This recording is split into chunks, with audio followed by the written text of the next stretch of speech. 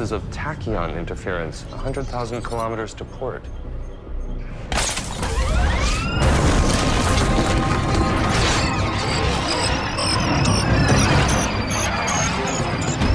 Contacts incoming. Let's go.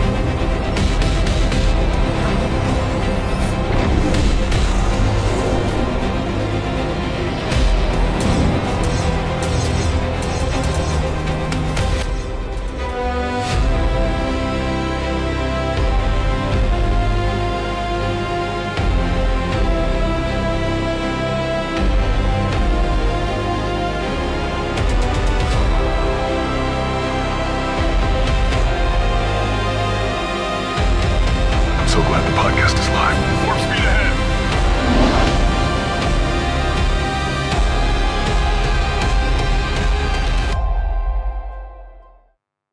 Welcome everyone to STFC Briefings. Wow, that video always hits hard. Yeah, it proper gets me going because I'm so glad the podcast is live, Ryan. Exactly. Kanda Jal, how you doing, buddy? Maca Lopes, I'm going to just share wonderful follows. Spin Loop, Tapes, Jeff Games, who reached a 25 stream streak. Lady Command with a 7 stream. Apsies with us now. J Babes, Bernardo with a 5 streak. J Babes with a 15. Wow, so many people doing so many things. Guys, Ambitious About Autism was unbelievable for me to share and be part of that and everywhere. And that is, I'm glad I could share it with you all. And thanks for everybody to doing that. Mickey, thank you for following me right now. Wow, loads of people are following Tilders. You have reached a 5 stream streak. That was amazing. We'll play at the end. And I'm glad that we can share this with the team. And then we can actually, the most important thing is that we can do something for them this month. So all the subscriptions, all the bits, everything that ever comes in will go to them, and it's incredible. It's so good. Thank you so much, RSDJ. Thank you so much. Now we do have our own thing to deal with, and yeah, the game. But I'm not here alone. As you can see, we have on the stage icon after icon after icon who will keep themselves muted and unmute and then wait for me to point and shout your name to come in. We do have Sojin with us. We have Albatron. We have breaking news. We have breaking news. Niv is finally back from his drink. Gary Busey, what was that? Because Cold Steve said so. Cold Steve did say that. Yeah, that's me. Niv is back. The new community mod thing is absolutely fantastic in every way possible. Beached Whale is here. I feel like this might be a stream for you, buddy. Sniper, the king of mathematicians and the man who will depress us with the numbers, because I don't know how you can frame this other than making it, well, what it is, which is, yeah. It is. Shockwave Prime on Shockwave's Corner. We have that, and we might even have a Quazel's Corner one day, because Quazel is also here from STFC.cc, STFC.phd, the green sheet, all the sheets, the only sheet, and go to that one sheet that you want to get. And the leader of the Mike Knight himself, the man who is absolutely incredible at his Sunday Mike Knight. Please do follow him as well. MJ Hat is in the house. I heard it's time to test in production. Do we have time to test in production? Do we really have time to test in production? Because as far as I'm concerned, what we had this week was, let me see, while everyone hates everything, so we just throw everything at them. I was laughing with Arsenic earlier because Arsenic and I have to deal with, our prospective Discords. And I was going, have we had a day off of just like without something? And he's like, no. And I was like, well, I guess we get that back. You've had today. Which day that nothing's happened? Today. No, Today. the tickets weren't in the folder. Who the hell thinks? Oh, yeah. Yeah. Yes. I see. Yeah. For an hour and like 30 minutes, it was like us going, excuse me, I think you're missing something quite important here. Yes, and it's us also going, and also Sandra, you have to say, is an ecom in the official, has done really well because her feedback reached the behind the scenes as well about the Academy arc, which is either ridiculous and difficult to get going in or super easy if you have the building at an astonishing level, which is very, very important to see. Quasel has put those things in Twitch, by the way, Quasel's Corner and STFC.phd. General Hulk said, when's the last time I felt like the game has been broken so much? In 3 days, they publicly acknowledged 24 issues according to their Discord. Only 24? Oh, Arsenic is slacking. Maybe. At least they're acknowledging them. I mean, that's a start. I mean, Quasel. Yeah, Quasel. he's not wrong. He's not wrong. Yeah. No, I'm going to support him on this one. God, I just like... It's rare, but, I'm going to support him on this one. Yeah. I think Arsenic's going to get told off for putting those known issues out one day. It's like just one after another. Could you do it in one post? No, because something can happen at any minute. So we don't know. That's what they acknowledge. Absolutely great. I think I think earlier I heard something quite important, which I think should happen. So I'm going to ask it publicly as well as going to ask it privately. I would like to invite here, either in a pre-recorded so that we can edit it, or in a environment where it can be controlled. I would love a developer or two to come on here and do a Q&A with the player base. Don't worry, we're not going to attack and all this. It's all about just, we want to understand. None of us are like, the anger comes from not understanding. If you make us understand what you're trying to do without giving us and revealing things in the future and so on, we would love to understand more. You have a lot of people here that would love to ask genuine questions and maybe give you genuine feedback. So really simple as that. That would be great. That's my open invitation. More than welcome. It's definitely something that I would rather have in a public domain, like here, or you could do it in the official Discord, or you could do it with any of your official CCs. Either way, I think this needs to happen because this can only make things better. I think CJ Becker, we can just ask the question. Let's ask the question. STFC, Ruby. Oh, hello, Ruby. Welcome. STFC. Yeah, it's just game developer. We could just get anybody in. Yeah. Hey, let's get the people from Bungie in. Hey, they can tell us how to write the game. Well, anything can happen. I just think that they're just going through this process of just making decisions, and it'd be nice to just feel like there is a path to why they're doing this. And I think Lostin brought it up in his stream, which is currently live still in, which he said that basically people will understand better if they can actually hear from you what the reasons of what you're trying to do are without it being in writing. The problem with writing, record a video if you want or record a voiceover. But the main thing is people need to understand what is this thing that you're doing and where you're trying to go with it. And if you just explain that, more people may potentially understand or change their gameplay based on it. Now, what you've done is no one can make a decision about investing in anything because they don't know what the goalpost is going to change into.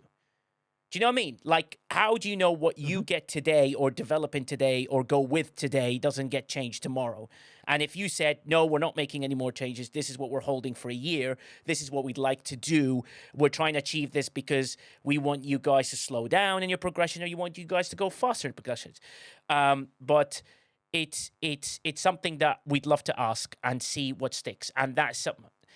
Tick Tick Boom says someone wrote they are recoding parts of the old code base. Is that correct? This would at least give confidence to the future of the game. Yeah. So Tick Tick Boom, as I understand it, I think Jules Verne brought it up about 2 months ago in here, where he said when the buff date update was supposed to come up, they were doing it on a purpose to basically recode the base of the game quite heavily. So hopefully all these things that are happening is just them trying to get there with getting everything to work in general. And that will be the important things. But Flossie's right. They've lost trust from us and what they say. They've broken the word so many times. However, there's a difference if it was a live Q&A setting or a recorded Q&A setting, not a video that's done in a certain way. Maybe a community can put some questions down and maybe some answers come from developers or see how it goes. It's a genuine invite with a protective voice behind it. If you wish to let me represent the players by asking you the questions that I believe that they would like to get answered, then this is a place for you. Open invitation. And that will be their decision to make. I'd love to have you guys here. You know what I mean? I think this would be very good.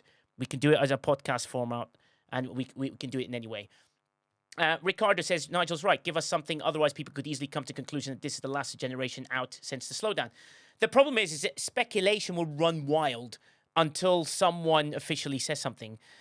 Both, Indrik, I want a developer that makes a decision on how they design the game, and someone who actually makes decisions on the economy of the game, maybe.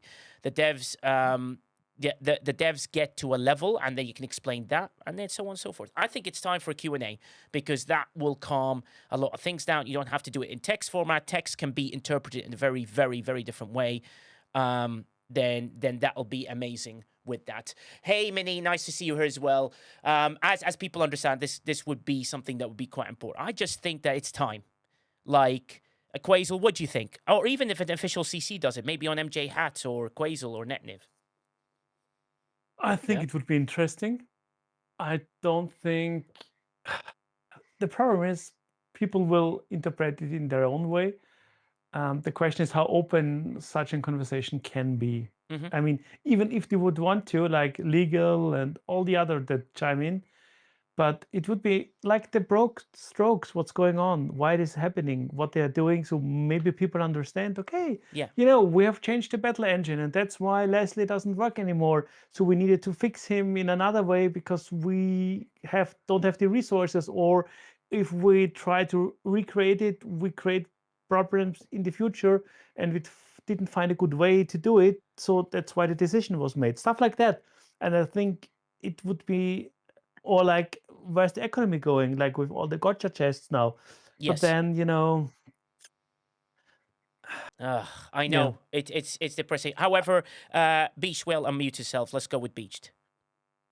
Oh, I was just gonna make a comment on something said earlier. I actually know the guys at Fudge and stuff.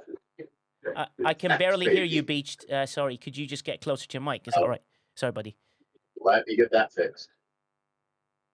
Yeah, it sounds like it's wrong, Mike. Yes? Yeah, I agree. They have been changing things in the engine and stuff. And, I know everybody's looking at Leslie right now because he's the latest officer to have an issue where they've put their quick fix in, as I say to it. Hopefully this isn't a permanent fix. Hopefully there's other things going to come down the line that re-enable him to do what he was supposed to do, without being so lowly capped, But, I get that they probably don't want him for all future content, but again, this is where the Q&A thing could help. Where they say that this is what our plan is, and these are where things are going. So yeah, we have an idea. And also, you've got a bit of support before we go to Sojim. In that, Mick Kelly says devs may not be as informative as someone involved in the product direction. Might be the devs marketing manager type person, but yeah, I think devs can tell you where their decision making goes to. Do you know what I mean? And I think that would be useful to understand. And Brian Racer said it on Twitch, but he also put it on here. So he asked the question, but you have to ask us what completion means to us. He would like Scopely to tell us what completion means to them. Not trying to be sarcastic, but honestly, if you know what if events are broken, they keep getting changed, how do we expect us to complete things? That's the important aspect that we get to. So, Jim, you want to jump in before we go to MJ Hat? Yeah, so a Q&A would be good, provided that whoever does it actually comes with the answers that they can give. The subject they put out, the post they put out, if they come with a more in detailed, legal approved, so they don't, say more than they need or are allowed to, would be Yes. great. But if they come and they just give kind of the same reading exactly what they put out, that doesn't really help. But maybe going into depth, because we've all got our different groups and our different Yeah. cliques of players that we pass the info to. So having some of that, where we can say, hey, you know what? Go listen to this stream. They're going to do it. You can hear the information from a more direct source. Because when you go from a person to a person to a person to a person, you lose what's lost in translation. And yeah, the disconnect, I think, is a big source of frustration. So Yeah, absolutely agree. And MJ Hat, you're jumping in as well, bud. I am. I would be willing to okay, I really would like to see anybody, be it Billy from accounting, Tim from live ops, Yeah. Dan from wherever. It doesn't have to be live. I would be okay with a pre-recorded something rather. Just because of morale. I Yeah. think players are in a bad spot and I don't like it. It's very frustrating because I get a lot of feedback Yeah. every time I'm online. So I hear a lot of the negative, and somebody was pointing this out to me last night. I really think that we could use some positive. So Yeah. They just some absolutely agree. explanations. And thanks for the two follows, Emanate, Clunkit, and Crunk Bandicoot, which is quite a great name. It got us to our followers goal, which is thank you very much. The most important thing, though, is that they come here with a determination, just explain their past, or just saying, this is what I do. Even if we do a series, right, where we go, hey, this is the developer, my job is this, I get the game engine, I do this to game engine, my decision making reaches here, right?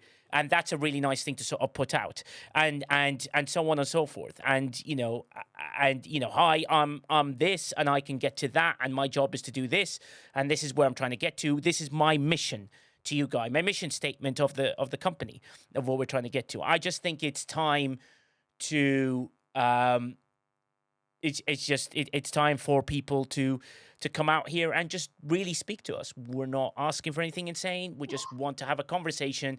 We can do a Q&A. It can be pre-recorded. I'm offering the pre-record, and then we can put a question and answer session here where we can get loads of players to try and put loads of questions down, and we can get them to answer that. Emmett says, do I get applies for follower number 800? I really want that game runs without issues 24-hour packs. Oh, well, anything can happen. Panda Pirate says, the live ops and game designer should be out in the community being cheerleaders for the new content, the GM as well. It's alarming that nobody can be found for many months at a time. It's only because I don't think they...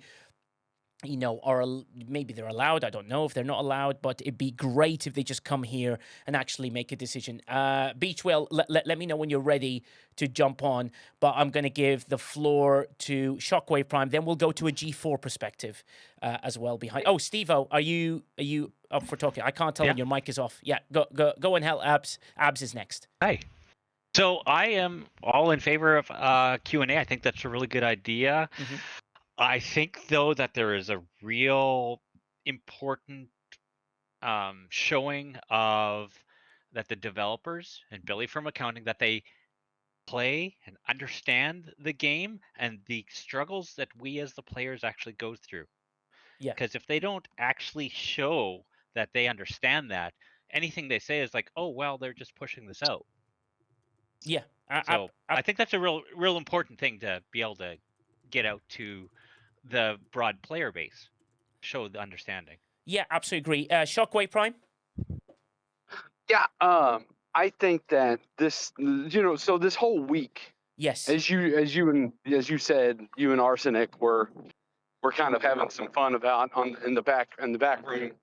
I think that they have really got to start having a sense of reading the room, right? Yeah, like, yeah. whether or not they are doing stuff because of, like you mentioned, Jules aforementioned, several months ago, that hey, some of this stuff might be coming on. That's fine. Yes. Just tell us. There has been no company that I have ever experienced. No company that I've ever experienced, whether it be gameplay, whether it be real world, applications, whether it be retail business, Yes. that holds the cards so close to their vest, like the Star Trek Fleet Command version of Scopely. Like this is it's insane, because what's the worst that can happen? God forbid someone gets cited about an arc with more than 2 or 3 days notice. Yeah. I mean, I think the Q&A is a solid start that you're proposing. I think that in addition to that, a general change in business practice too would go a long way. And I know we're going to talk a little bit more about that later on because of some of the decisions that they've made lately. But, my vote is definitely, let's see if we can have a Q&A. We can make it be civil. It can be pre-recorded, whatever. I know I've got a couple questions I'd like to ask them. Very respectful, but yet pointed. And I think we as their customer base, I said something in VIP or private Discord the other day. Yeah. Technically, they work for us because we are purchasing their product. So they do work for us. And I think that they have lost sight of that, especially over the last year. Yeah. Yeah. I absolutely agree. And your points are very, very valid with that. Beach Whale is ready to jump on now. Come on, Beached. Beach. Oh, there you are. Hear me now? Yes. Yeah, that's clearer. There we go. Okay. So, couple things. I'm just agreeing with what everybody says, and I think I've kind of made that clear on the private server lately. Is that's the big thing stopping me from putting at the end of this arc is I want somebody to come out and talk to us. Yeah. They have to do this, or they're going to start losing more and more players. Yeah. But one thing I wanted to bring up that's a little different from the game, that's kind of bothering me across all venues currently. Everybody needs to quit attacking one another, quit attacking the mods and the managers. It's getting ridiculous. We all want the same thing. Please stop attacking one another. Yeah. No, I appreciate That's all I got to say for now. Yeah, thanks, buddy. Yeah, at the end of the day, we, as someone once put, we're the meat shields. We get hit first, and then we're just trying to solve problems as fast as we can, as quickly as we can. We can get it to team. And I have to say, the team reacts really well. The live ops team are really good. They're trying really hard to double check things, do things, and so on and so forth. And of course, mistakes are going to happen. But the problem is any tiny thing that happens gets blown hugely because of how we're feeling. We just want the game we love to work in the simplest way possible. Can I kill someone? Can I go mine? And can I kill a hostile without anything, with any delays? Is that hard to ask for? Isn't it, Quasels? Like, I just want simplicity. Be able to mine, be able to travel, be able to kill a ship. Easy. And Nigel, can I hop in real quick? Because Ascendancy just said something that I could not agree with more. Ascendancy just said in Discord that he said this in VIP. Yeah. What does Scopely want? A game with 100 whales or a full game community? Let me know and I'll happily leave. And I think that speaks volumes here, because especially with this arc, like I bought the building. I'm not going to sit here and pretend I didn't. But I also play with others that didn't buy the building, so I know how it affects them. This last arc with the Borg Sphere, where it was pay to engage. Yes. This with where it's turning into pay to engage. Scopely, I have something I need you to listen to, because I know you are listening. I know your reps are listening. It's Sunday, so I don't know Paramount's on the call, but if they are, I hope they listen to this as well. What I need to say is this. Free to play is the backbone of this game. You need to start encouraging more gameplay that is designed to them, while still customizing an experience for the people such as myself that will pay for content. Because there is a fine way in the middle. These last 2 arcs, though, you have not hit that. You have not hit that marker very well, if at all. Yeah. You have got to stop screwing over free to play, because without free to play, this game doesn't exist. And I need to make that very clear for the people in the back, such as the people that are sitting in the accounting room at Scopely saying, oh, hey, how can we best screw people out of their accounts and get non-spenders to leave? Because that's not the type of message you need to be sending, nor is it the type of message that you should be sending. I get it. Scopely is for profit. I understand that, and damn it, I respect that. But at the same time, you have got to start paying more attention to how hard it is for free-to-play to engage, especially in the last 2 arcs, that in any case, should they have chosen to last arc, it was near impossible. And unless you're about a 66 with a decently max VLOX, you've got no chance at even starting the path for this arc. So you've got to do a better job. Yeah, absolutely. The thing is, yeah, go on, Quasel. I'm agreeing totally with Shockwave. And I'll add to that, even people that bought the building, especially in the G6 range, have a hard time doing it, or even impossible. I spent last Friday a few hours with CDBU with a few players. Okay, most of them didn't spend on the building, and some had holes in their accounts, but we kind of got forward. MG was there for it, but he still can't really progress because, he could then kill 62s, but that's not enough for him. No, absolutely, absolutely. It's still hard, isn't it? The beginning is always hard, but I get the feeling it's way a little bit out of scale. Yeah, it's easy for vengeance holders, but the rest. Yeah, it's just really difficult with that. Lostin, thank you for your 1,000 bits. You didn't have to do that, buddy. I absolutely thank you very much. RMG DOS is there. Psycho Chick has joined in, which is very nice. Very nice name. I'll stay calm, so I won't affect you in any way. Not that I'm segueing this in any way to Ghost Pepper, but this is. I was just about to say. This is the best time to go to Pepper. Go on, Pepper. That was the best segue. Like, I'm not even mad about that. Go ahead, Pepper. And again, I was a little late getting in on the start of your stream, so I apologize if I'm repeating some stuff that was already said.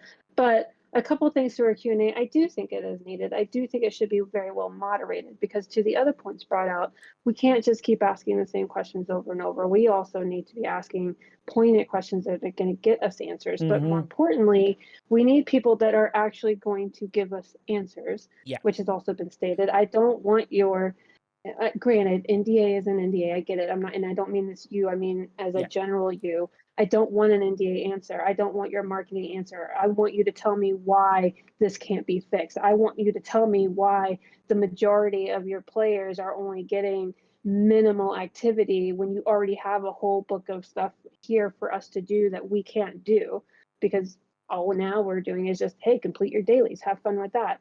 The other piece that is even bigger, though, for me, and I think for everybody as a whole, is no matter how many articles they put out, how many videos they put out, how many Q&As we do, if they do nothing after, it means jack shit. Yeah. Like that is the bigger point for me. Like, as this conversation could be as moderated, as well thought out, as meaningful, but if they do nothing afterwards and it remains the status quo, and that's what keeps happening, and that's my only caveat to doing a Q&A, is that I don't think it's going to change, because they're going to do it to appease us, to get us to be quiet, and then continue doing what they've been doing. Well, I'd hope they'd be able to explain some of the stuff. Before we go to Sniper, I'm just going to read a couple of things. Emmett Clunchnet says, problem number one, come out with the new content that adds yet another loop to G4 players who don't have the effective IA yet, while costing G6, G7 players a couple of $1,000s to become playable at their level. When players find novel ways to old officers as a workaround to the new content,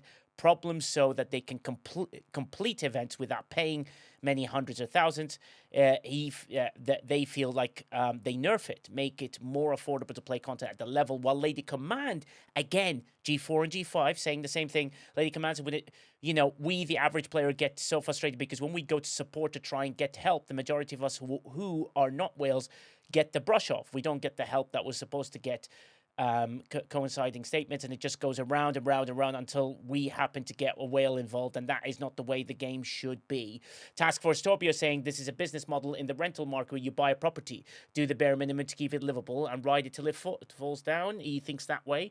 I think that there's something else. Jay Burks had made a world-class statement in a private server, and I hope they listen to it. One thing that I will say in regards to the meeting, if something is promised from Scopely, it absolutely 100% needs to be followed up. Right now, I'm struggling to believe anything they say.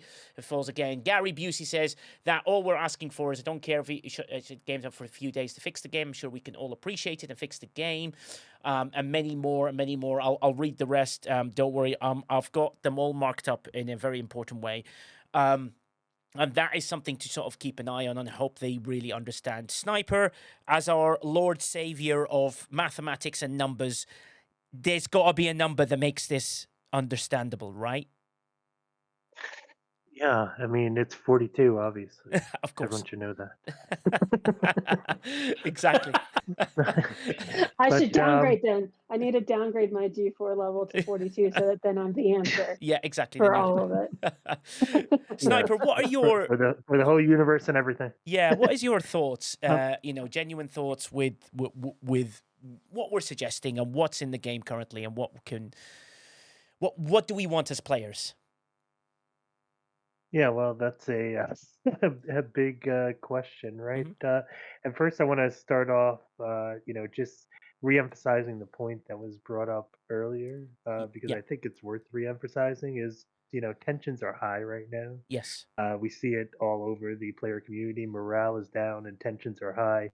And when you have high tensions, you have the tendency of just attacking anybody, right? And I think that we should all collectively take a deep breath and make sure that our frustration is pointed in the right direction.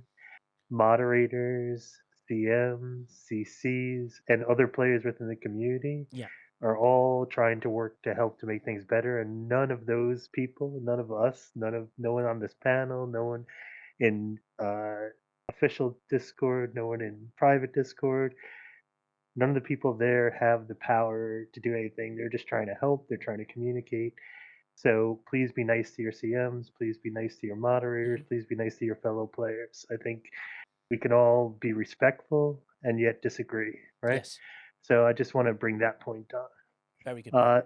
In terms of what we want as players, I think the two things we could say generically, we want a working game, right? Yes. We want the bugs to be fixed, right? I know that's a very generic statement, but I think at this point, one of the key things we want is also answers, right? And this is where the Q&A comes in.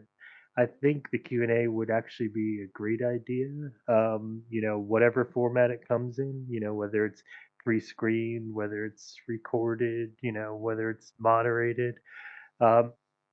We haven't had a QA in either official or private server in a very long time, right? And yet we've had all these issues that have come up.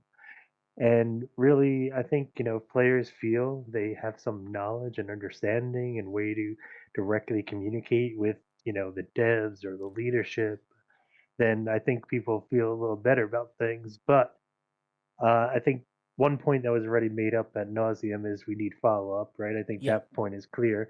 But I think the other point is that what we don't need is meaningless platitudes, right? Yeah. We don't need them to just appease us and say, "Oh yeah, don't worry, it's gonna be fine. It's gonna be fine. Oh, this is gonna be thing," or whatever the corporate message is. We need real answers at this point, right? I mean, we've been having the game go into what some would describe, a troubling state, right?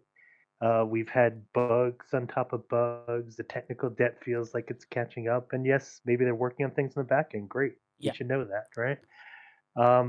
But it feels like the bugs are increasing instead of decreasing, right? And all we've seen is, player beneficial bug after player beneficial bug getting quickly addressed and non-player beneficial bugs not getting addressed. And the perception or the feeling becomes, whether it's true or not, right? Maybe these bugs are easier to fix than those bugs, right? but the perception and the feeling is, hey, Scopely only cares about player beneficial bugs. They don't care about bugs that are detrimental to players and are costing players time and money in cases, right? Things we've paid for certain people, things people put time into. If you're free to play or light spenders, things that are affecting players' ability to progress Yeah. are broken, right? And so I think that needs to be addressed in some way. Like, why are these things being fixed and those things aren't being fixed, or are they being fixed but they're just taking longer? We need to understand these kind of things. So I think that is what the main thing that I think would make players a lot happier is, aside from just the stable game, is that we get the proper communication. Yeah, absolutely agree. The proper communication, just to kind of let us know and update us constantly and tell us that they're looking into things or whatever. But I think now the problem with written text is that it can be perceived in so many different ways, which is why it's kind of vital to get some sort of Q&A. Yeah. And that's the problem, because you can't quite understand what the meaning behind what they say. Like when they say, we'll let you know about the changes, and then everyone's being like, wait, changes? What does that mean? Hey, Doomslayer, what do you mean changes? I thought you were just doing maintenance to fix something. And then that's when everyone sort of reacts really big. Panda Pirate brings up a good point. Say Panda's take, I think players are right on the mark asking for representatives from the company to be present. But the other thing I would say to players is coming to... Do I need to stop? Are you good, Netnev? Yeah, sorry.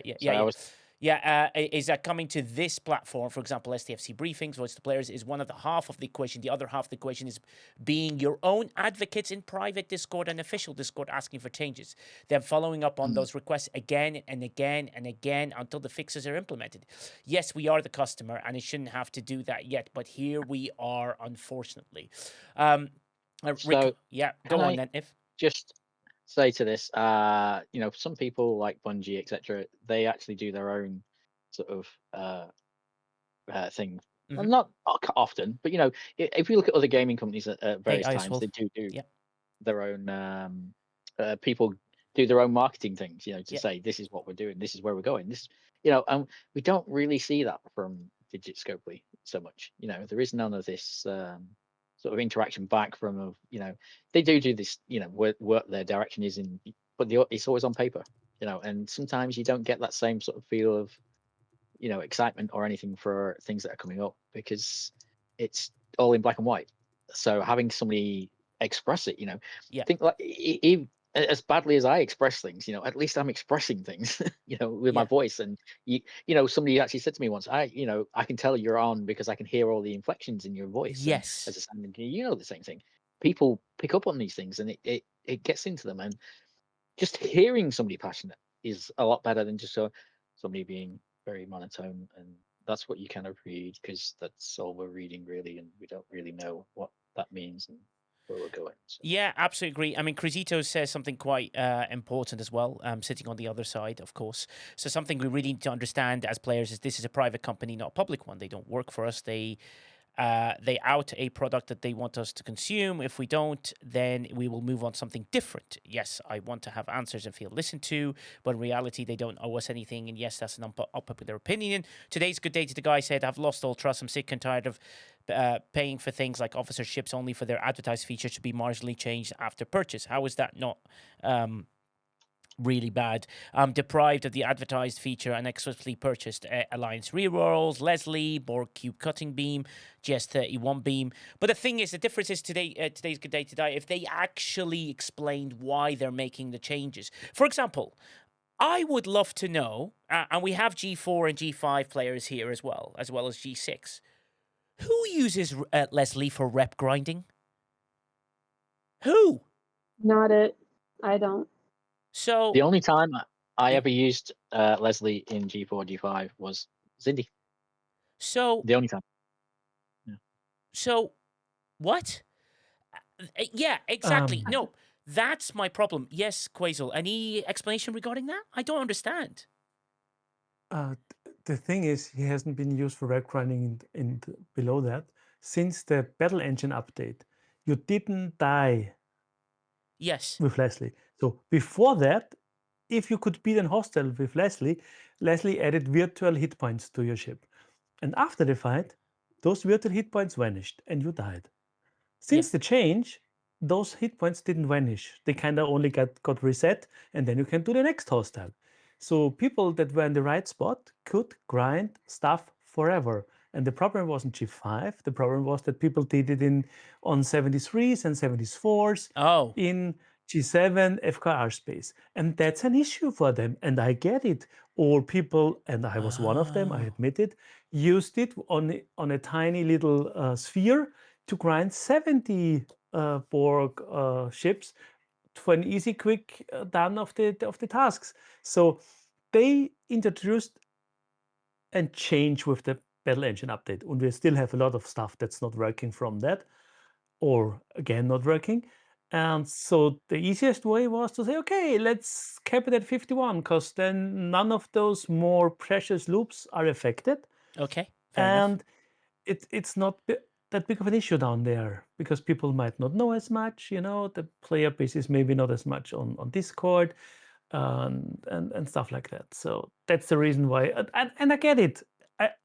Well, it's just the way they did it, and it's the easy way out. I'm kind of upset that I didn't know that I could do that now. Damn it, Quasel. Where's your sharing of stuff like... So it's Quasel. Basically, Quasel is the one that ended up nerfing Leslie. Yeah, well, because he stopped me using them on Orions because people were using them on Orions, to I thought everything was Quasel's fault. Yeah, everything is Quasel's fault. That's true. Let's give Beachwell his moment as well. Beachwell, you put his hand up. Beachwell, come on in, buddy. I just wanted to kind of counter what Cruzito said. Yes, go ahead.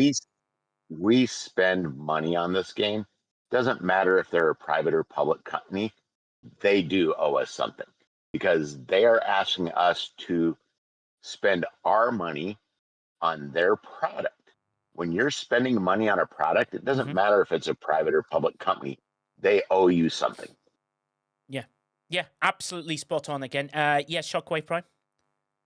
I 100% agree with that. I think that Scopely needs to understand, if this game were Star Cruisers, Fleet Command, or some other sort of generic name, the way that they've been moving around lately, this game would have already been defunct. It is the IP and the community that are keeping this game alive. Yeah. And we demand a better product, and we demand that things improve, because at the end of the day, it is our dollars for the majority of the time. And then, like I said, the free to play that are engaging in this game with their own ROI, with time and investment into their own accounts. All of us are keeping this game going, and it's nothing at this point but love for the IP and love for the community. Yeah. If you take out one or two of those things for the rest of it, then this game goes down a very slippery slope very quickly, and they are approaching that distinction. Absolutely agree. I think it's getting quite dangerous levels as well. Spin Loop says, makes a very, very, very good point. You said it on Twitch, but I see it. You put it on Discord as well. Are they asking us or doing it ourselves? Do we not have a choice not to spend as well? Well, the choice thing is like a very, very big decision that they made. I don't understand it. I don't personally get it. Someone came up with a very good point. Lost In again on his stream said something quite important. He said, if for example, we don't know if this is true, choice is being moved into the other style because of Alliance tournaments, well, run Alliance tournaments at the beginning of the month where people they don't get enough choice tokens to be able to do anything, and run it at the end of the month when everyone spent their choice tokens, and maybe run it twice a month that way, if it runs twice a month.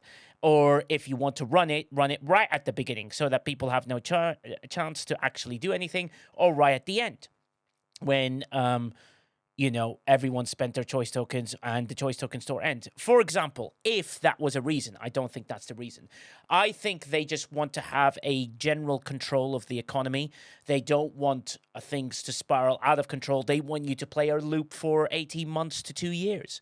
And we're not used to that. We're used to sometimes speeding through loops in 6, 8, 10 months, a year, and then we're moving on to the next one. And maybe the slowdown of these loops is a deliberate maneuver, which is why I'm trying to encourage you guys to not get frustrated and to find a way to be able to cope with what completion is of each loop. And maybe you don't do as much. Like today, for the first time, I triple pulled the academy, and I was like, do you know what? I'm getting closer. And then we can see that. And Indrik brings up a good point before we go to a Sniper and Shockwave, is that the problem with that line of thinking is by them is that when players feel like they can't progress without spending, they say F this and quit. But then when Quasel brings the best point of all time, he says, communicate to us about your plan. Hey guys, our loops right now are going to last 2 years. That's our aim. Some people will be able to speed through it in 18 months. Some people will be able to do it in 2 years mark. We want you to enjoy the aspect of this loop in that way. See how I've sold that in a very non-confrontational way? That was sort of works. I'm going to go with Shockwave Prime, then we'll go to Sniper, then the legendary icon of all icon, Cruzito, is here. Go ahead, Shockwave. Thank you. And here's the issue. If they want us to have more loops, great. That's fantastic. But the problem with that methodology is this. If you keep introducing loop after loop after loop for 18 months, guess what? Yeah. That means that there's 17 months of interconnected loop, intertwined loops with each other before the previous one dies out and then it's replaced. Yeah. I am all for having a lot to do. I really am. Yeah. But having, 10 to 15 loops to do in a day, people don't treat this game as a job. And then when the players do find a way to go back and beat the challenge in the challenge track, like they did when they started using Leslie on them, that defeats the whole purpose. If you then go back and nerf what was, by the way, a paid officer, they sold Leslie Shakedown Cruz. So that was a paid officer. That's a completely another facet of this thing that nobody except for Ferry has really pointed out. Is the fact that it was a paid officer, it was nerfed. This thing with Leslie goes a lot deeper than just nerfing Leslie for 51s. We're sorry that you didn't foresee the consequences of having that officer ability, but now you had an officer that allowed people to beat the challenge track, that allowed people to hit that sense of completion without paying for it, or without unlocking the Excelsior, or without getting your building to 67, so that you can get that free daily drip of Excelsior of challenge track BPs to help, to get those 35 points a day to add to your normal, so that all of a sudden you're not paying $20 for the bounty unlock.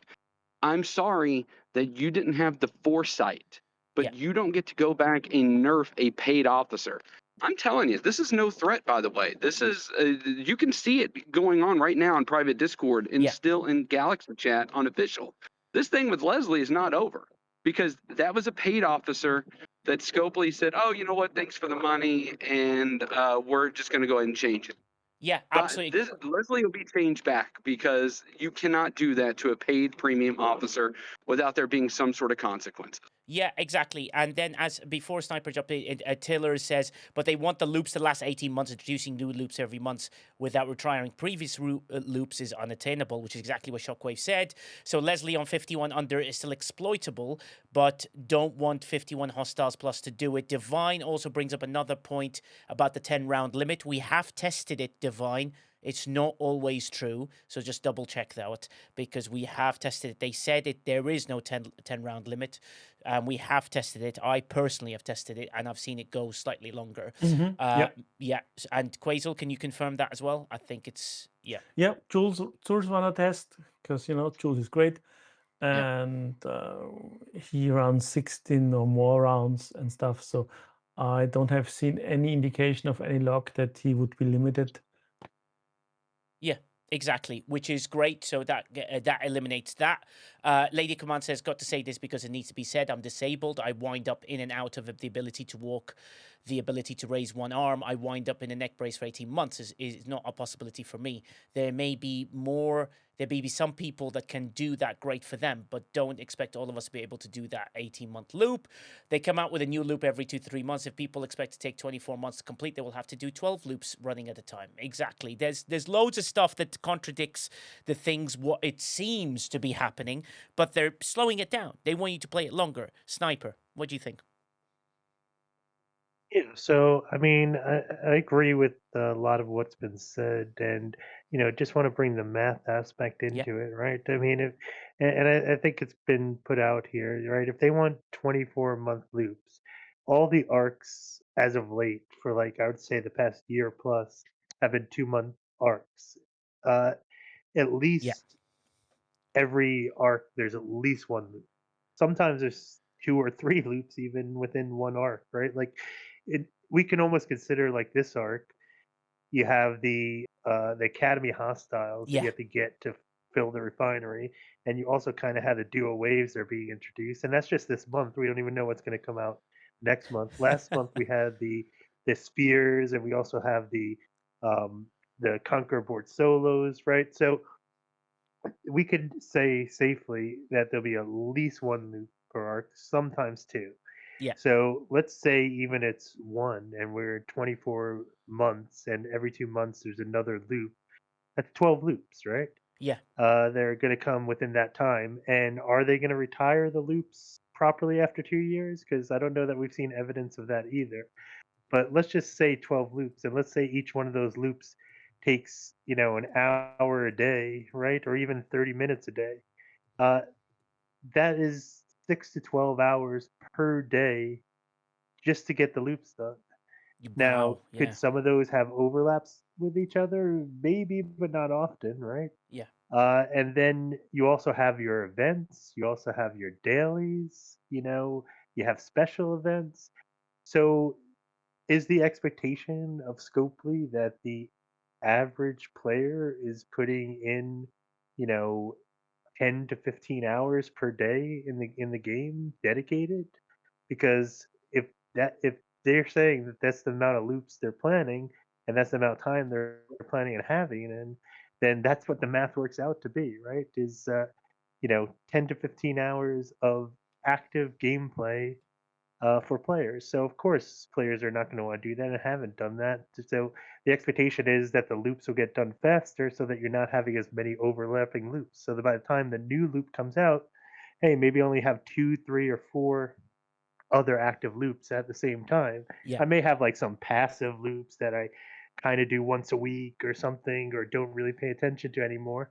But I can't have that many active loops. There's just not that many hours in the day, unless even if this became a full time job, Yeah. which it most certainly shouldn't.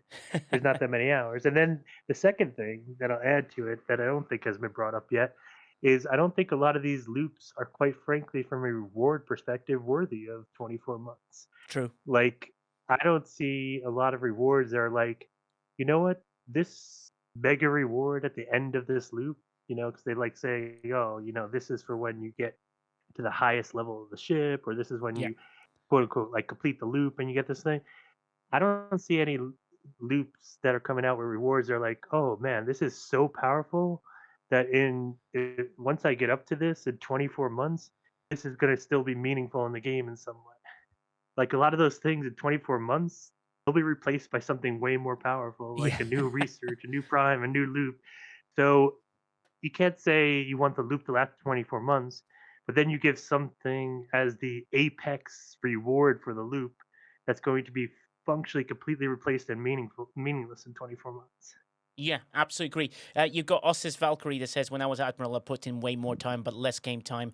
My family objected. But Spin Loop has come up with some few doozies, saying they are for sure slowed down play and adding things like reputation, so large not to have to open up 81 to 90 sooner than they want. And Sigma also adds that delay. If you threw in the Academy Loop that chest where you had to grind so many sniper and you had to do, 2,000 almost at your hostile limit, but you could pull, 3 million Sigma Trit a day, you would kill Oh, yourself to pull oh, Oh, oh three. yeah, oh yeah.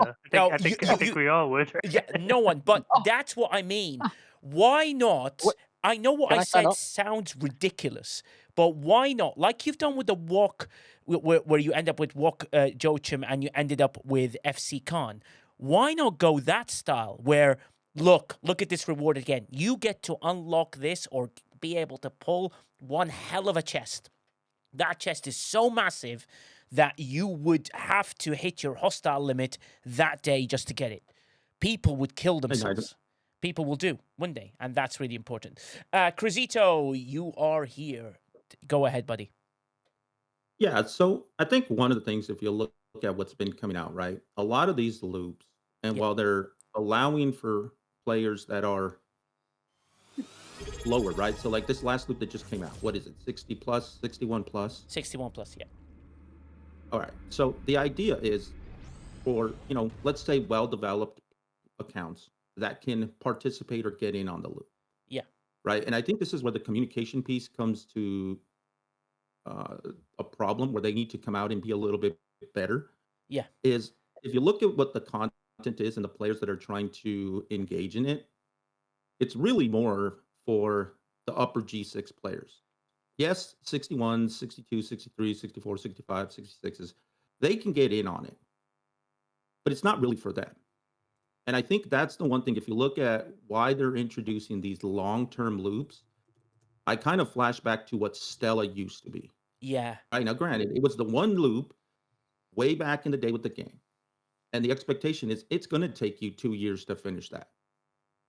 I think we've gotten accustomed, though, as of late, over the last few years, where we are going to go bang out the loop, be done, and then here comes the next one. And I think if you look at what they're trying to show us is these are long-term things, and they're going to supplement the additional gameplay that you have, which is your faction stuff. Yeah. Now because we want to have everything that comes in there, right? We want to have all the massive rewards. These are just merely additions to. They're really not designed to be the progressive or progression loops that we're used to, right? It's going back to, and I know players, I've said this many times on this show and in other places, that it's going back to the model that was developed in 2019, and they're just replaying it again, right? We've prestiged, if you played COD, right? We've prestiged, and it's going back to that model. Why? Because it was massively successful for them. They made tons and tons and tons of money, and there was lots of gameplay. Yeah. And the thing that people... D Camel, thanks for continuing your subscription. Thanks for doing 3 months, buddy. Nice to see you here. The thing that people need to be aware of is, but they need to design loops that are like if you're saying a loop starts at 61 plus, you need to allow 61 plus to be able to start the loop. And the problem with the loops I'm finding these days, Cruzito, is they're doing loops where basically the beginning, echelons of each, generation struggles with them. Even with the G4s and G5s, with Pepper and Lady Command and Curly Bracket and all of them who are also going, well, why do I have to kill that many hostiles in my mid-ops? Suddenly they're pushing the boundary. And then the thing that I think they need to look at quite carefully is like when we had the Borg Solo Conqueror Armadas, where we had to do 10 for the same rewards instead of 5 or 4. They need to start looking at these rewards and saying, make the event worthwhile. If you say you have to kill 6,000 hostiles, but you get 3 million Sigma Trit, you watch people kill 6,000 hostiles, pass their ops limit, they don't care, they'll get 3 million Sigma Trit. I mean, I'm not saying go for 6,000 because that's nuts. Right. But that's what I mean, Cruzito. I think the balance needs to be where the rewards get better for us. What do you think, bud? I just don't think they expect us, because I know Sniper was talking about, right, with the hours in the day. I don't think, and you've mentioned this with completion, and maybe, the completionist thing is hard, right? I had to step away from that a little bit and understand that I don't need to complete. I don't even have to play in every loop every day. And I think that's the one thing right now for us as players that we struggle with, right? Where you go out and do something and you get partial, whatever it is. And if you look at this, goes to what Sniper was saying. the top level milestones aren't that exciting. No, Well, they're not. okay, that tells you then you should just get the little nitbits that you can while you're in the game and roll out, because Yeah. completing it isn't going to be that exciting anyhow. So it's just going to be quote unquote a daily drip while you're there. Hey, I got to go do something, and while I'm mining or whatever, I can go knock out a couple of things, and I'll get my little rewards for it, and Yeah. then I'll roll out. Yeah. And I think that's the thing. The game has shifted away from the walk style where we're going to go put in 8, 9, 10 hours Yeah.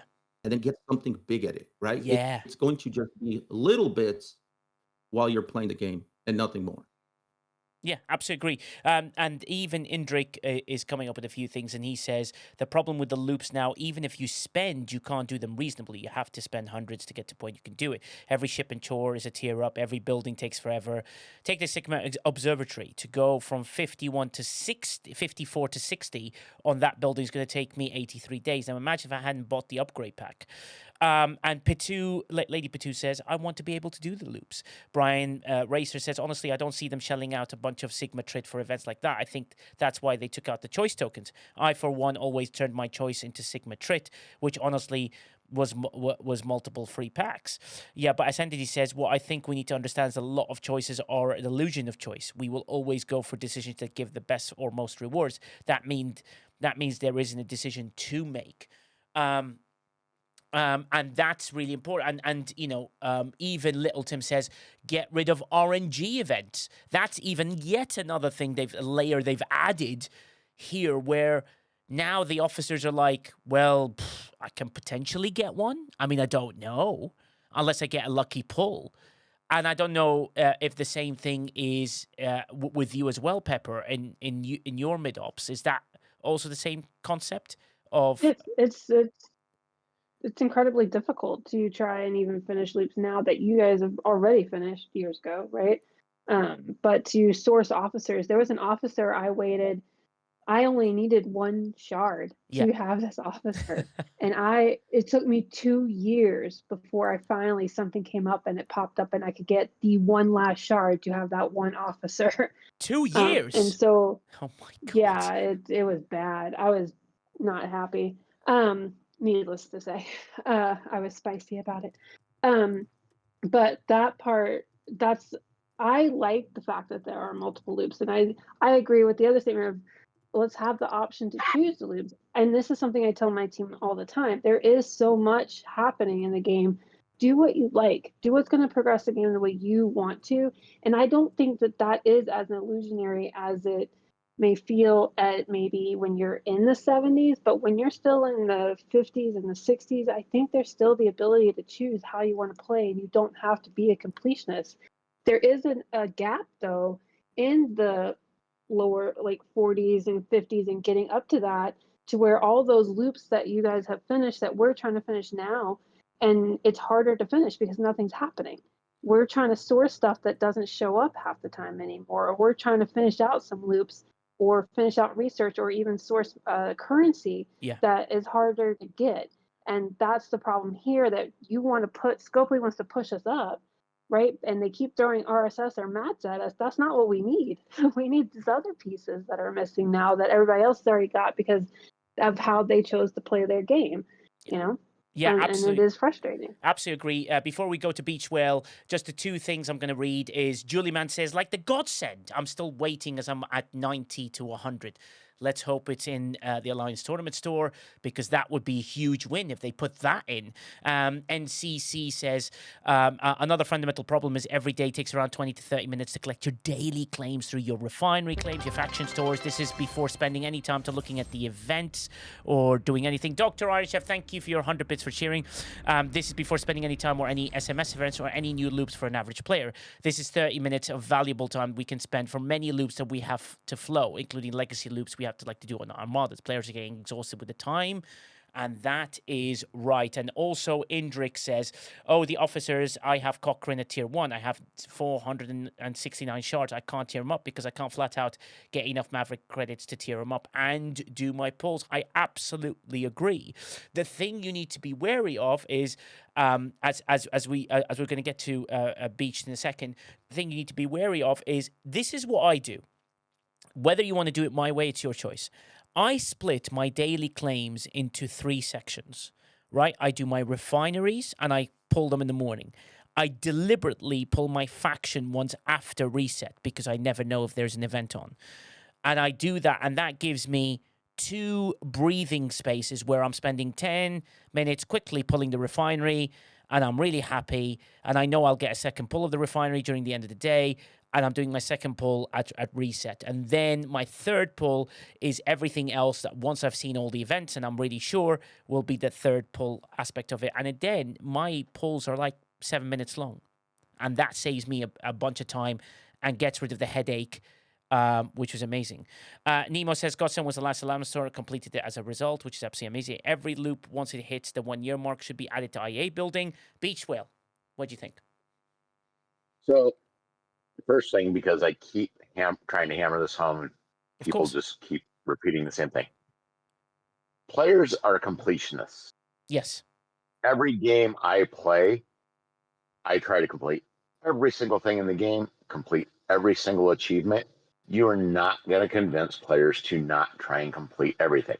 Sure, yeah. I think one of the big issues with the game is everything is static and nothing's dynamic. So 3-4 years ago, we had a day for the Discovery. We had a day for Stella. Yep. We had a day, there's a day, specific day for each loop. Yeah. And that's gone now. But when I finish a loop, why am I still getting the Discovery loop? Why am I still getting the Exchange loop? Yeah. Those should end for me. They should be replaced with a new loop for me because I've already finished that old loop. Yeah. Newer loops, I don't think people in G3 and G4 should get because they still have these older loops to finish. Don't pile new loops on them until they finish the older loops. Yeah. And this goes along with the quit giving me events where I already have all the officer shards for, or events where the only way to score is by getting Syndicate XP, but I'm already maxed on Syndicate XP, so why would I even consider going to buy a pack? Yeah. The game's got to move from static to dynamic in some ways, I think.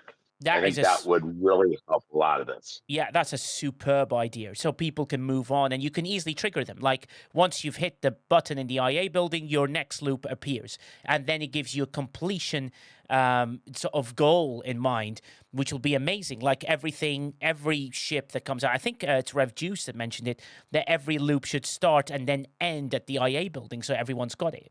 And that means once you finish it there, it does well. Ascendancy says completion is yes, but Scopely makes assumptions that every player has everything maxed, but 0 sourcing or it takes 4 years to complete. Well, the sourcing has certainly dropped now.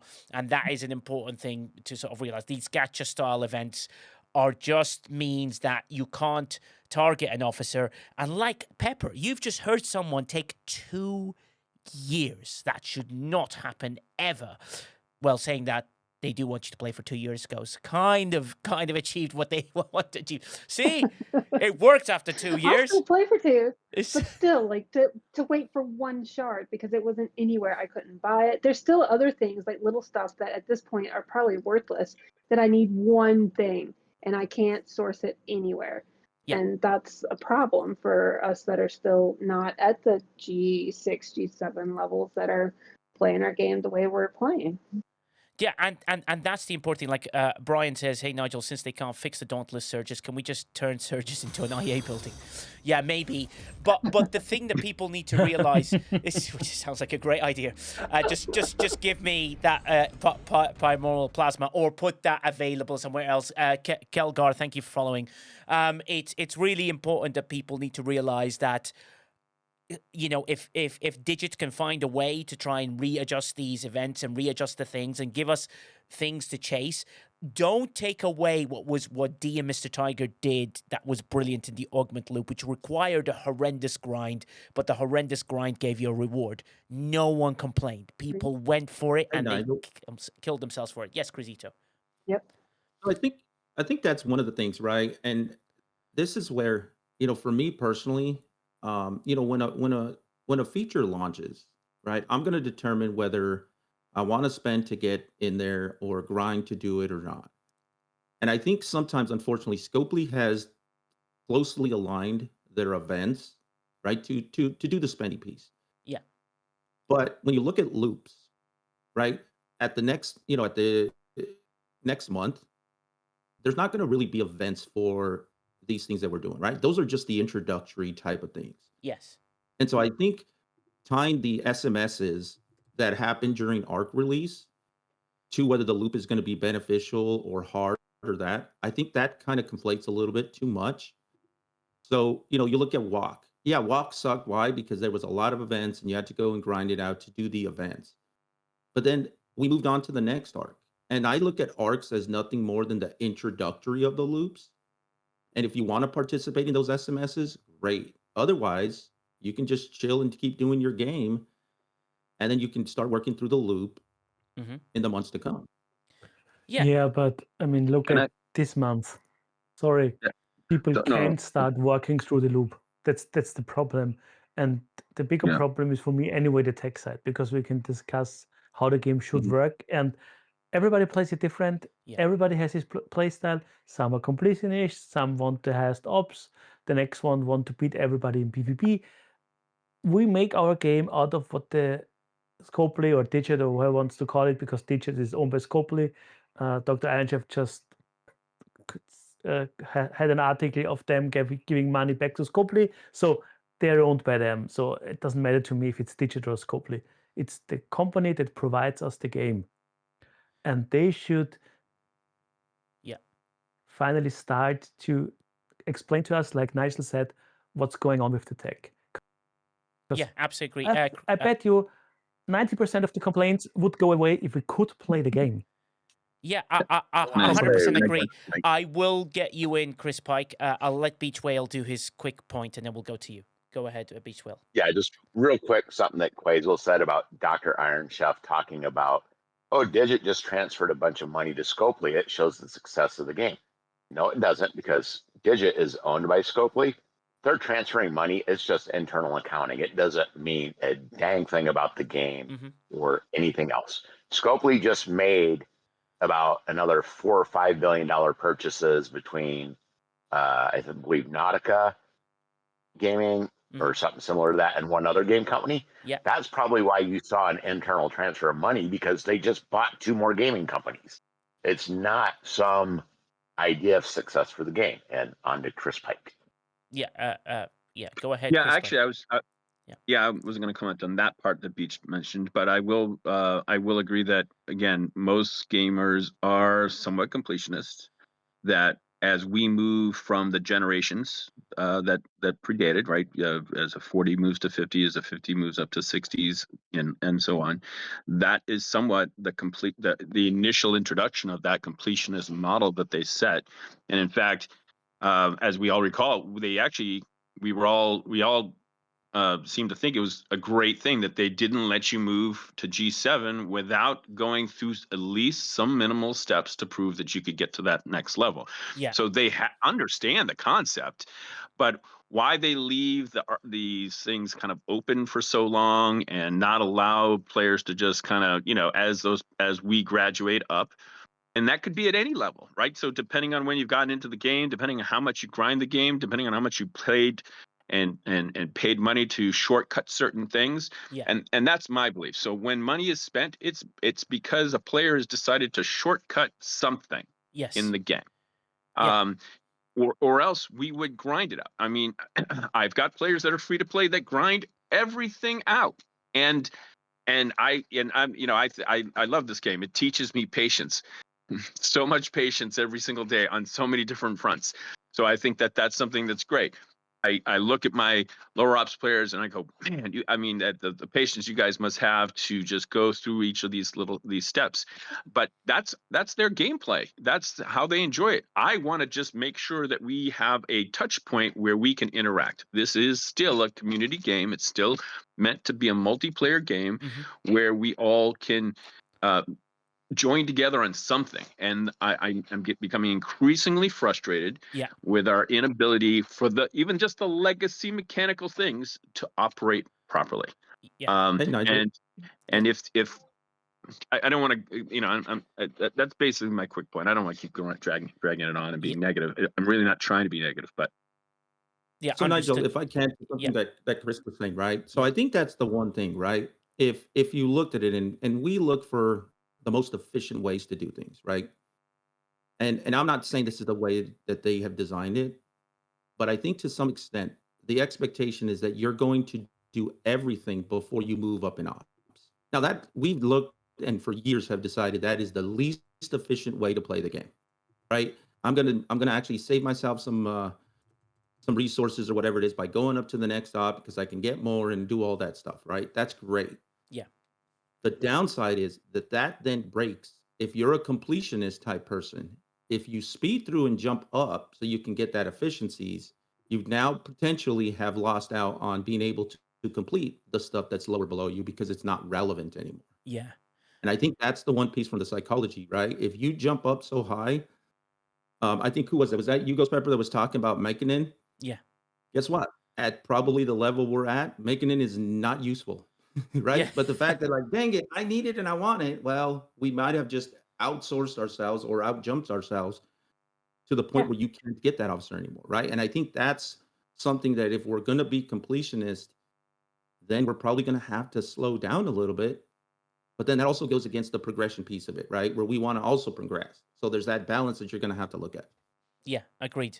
But Well, you have I'm that sorry, can I with just rebut one thing there? Jen, Yeah. because Can I just you rebut have real quick? Yeah. So I agree that so that is the push pull, right? The completionist model, but they are really pushing us to try and advance quickly. So even if you did try and advance, for instance, like ops, right? For the longest time, too many players, in my opinion, have gone that route, and they pushed up thinking, okay, well, I'll get access to certain materials so I can backfill my research and do it. And that's been a mentality that we've had in this game. They've added all these other things, which the arcs I feel are the distraction, right? There's the main mission line, if you will, which has always existed. Yeah. And then each ops generation introduces sort of another grouping of that main mission line. But these arcs are just distractions with a new ship or a new research or a new set of things to kind of give us a little other interest points to do. So I think that if they're gonna, they're asking you to spend the money to kind of keep the process moving forward, it's okay to backfill. It's okay, but we have to recognize that they're pushing us that to move forward, to move up, to try and in fact, they're excluding parts of the player base most recently as they've changed the banding. Yeah. So this is something they've got to watch because they're breaking the bonds of the alliance. The players in the alliance, somewhat a little bit arbitrarily, right? They're saying 55, then okay, so then and now it's 61, and so I think they just need to. They certainly need to explain themselves. I guess it really comes back to if they could explain, this is why we're doing it. This is what we think the pacing's sort of, what we're envisioning the pacing to be, and just have a frank conversation with some of that thought process. And then, later maybe we get on the, in one of these things and say, guys, well, this is why we think you're wrong. These are the things maybe you're missing because you aren't like having to progress the way that you do through the game. Yeah, absolutely But, agree. And let's give Sniper his time. He's been patiently waiting. Sniper, what do you think? Yeah, thanks, Nigel. Yeah, and I'll be brief. I just think, the other aspect of this, that we do need to think about it. I know we don't like talking about it as much on, the stream versus, the private, but Yeah. when they talk about even things like the 24 months, right? Yes. My always question is, and I don't think they've answered it, right? Is who is the target for that? Yeah. Because there's different levels of players in this, and as I think is mentioned, players often spend money to advance or skip certain aspects or accelerate them, right? Yeah. And as someone who does spend, if the anticipation is that 24 months is for free to play, well then I expect that if I spend, I'm not going to have to wait 24 months, right? And it's going to be commensurate, presumably, to the amount that I spend. But I think that is one of the aspects that we've seen, inflation really take place in the game is, when I look at my level of spend, if I don't change, or if I, spend approximately the same amount, I'm just getting less in each loop, right? Like I'm getting less, not as far, not as much, right? So if you take a given loop, like you look at some of the recent ones, like the sphere, right? Yeah. My general expectation with most ships is, they should be somewhere in default. I mean, we've had some really good ones like the that have been like 15 or 20 days if you did the loop the right way. Uh, but my expectation is, hey, 30, 40 days maybe for a tier of a ship, if you were able to do your refines every day. Yeah. I mean, you look at the sphere, uh, it's 75 plus days per tier, Yeah. Agreed. and that's doing your refines every day if you're even, able to do that. So, I mean, it just feels like it's too long, right? It's too low. It's, and maybe that's the 24 months they're talking about. I don't know. Yeah.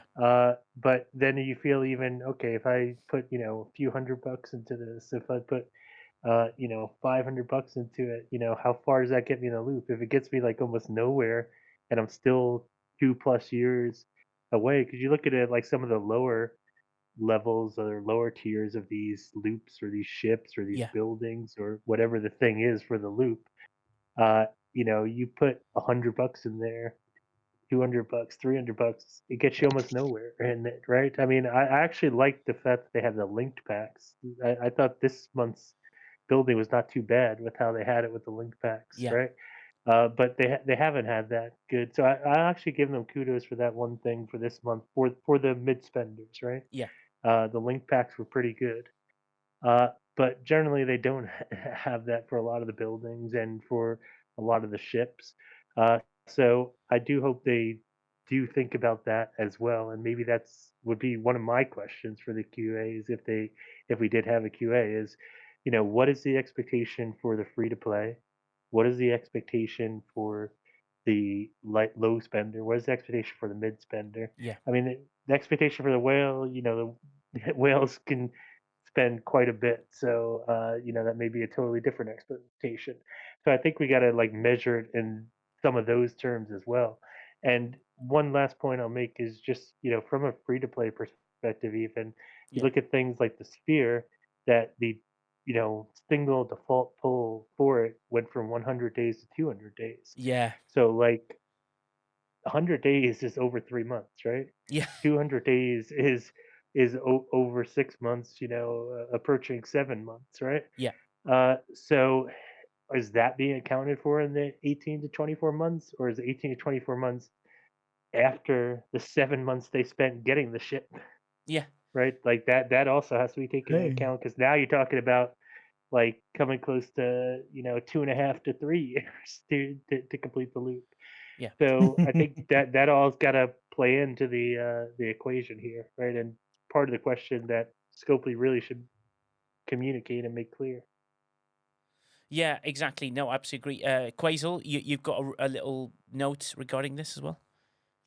No, it's just yeah, it's absurd what's happened lately. Yeah. With the progression and with the start of the loop, it's the same this loop because people can't even start working on the building if they can't kill the hostile. And ask MJ.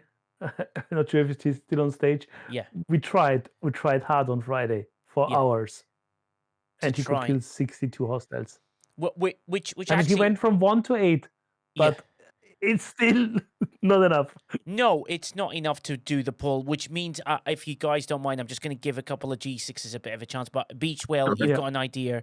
Just throw that in, please, buddy. And then I'll move on to the couple of G6s as well. Beached? You're still muted, bud. Ah, there you go. Yeah, I was in the game. I had to get back over to Discord. Yeah, yeah. So this is going to go along with what they were just saying about MJ not being able to really do much with the new loop. Yeah. One of the big complaints about players is being punished for progression. A new loop comes out, they can't do it, even though, because they can't kill their ops level. Yeah. And I think this is where buildings, ships, whatever, need to also be dynamic. okay, cool. Yeah. I can do this at, tier 1 ship, nothing upgraded. I can kill my level. Yes. But I don't get any benefit from whatever building or research until that equals my level. Yeah. If that makes any sense. Mm-hmm. I don't know the right way to explain it, but they got to figure out a way to say, okay, your ops 65, you should always be able to kill the 65. Yes. But you're not going to be able to kill any higher until you get to a certain point. Yeah. So, yeah. and I don't know how they do that, but they need to find a way to quit punishing players for progression and saying, hey, great, you're here, but you're not going to be able to do loot for a year. Yeah, absolutely spot on. Yes, Chris Pike. I'm sorry. And so, I mean, here's a thought, because I also don't want to punish somebody who can kill or punch higher than they normally could, maybe because of the research or whatever they've done, and do it. So my thought here is, and maybe I'm off, because I did get the sphere and I'm working through now the academy stuff. Yeah. Is the, I feel like in the past you could progress the ships up a little further with 1 or 2 packs. Does that make sense? Yeah. Or the initial tiers felt easier to get to, and the later tiers of the ships, even these support ships, would then progressively get harder. So when you really, were trying to punch where you needed to be, maybe if you're G6 or G7, it cost you a bit more, or took you a little bit more time. I feel like if you're targeting and again, I know this grouping is changing, but let's say the sphere, I'm just going to use that as an example because that was a ship and now we've moved on to a building. Yeah. If the ship was targeted for 5+ players, then, they should have reasonably been able to that ship didn't come with anything. You had to go and buy more packs to upgrade it, which is what also turned some people off. Yeah. And you couldn't even grind it within the arc term to get it to maybe tier 2. If you didn't spend anything, maybe you get tier 2, maybe if you hit it really hard, 3. So it's taking a little too long to get those initial tiers, so that it becomes somewhat in your space, right? I'm not saying it should mature immediately in the arc, but unless you're spending some money, that seems to make sense.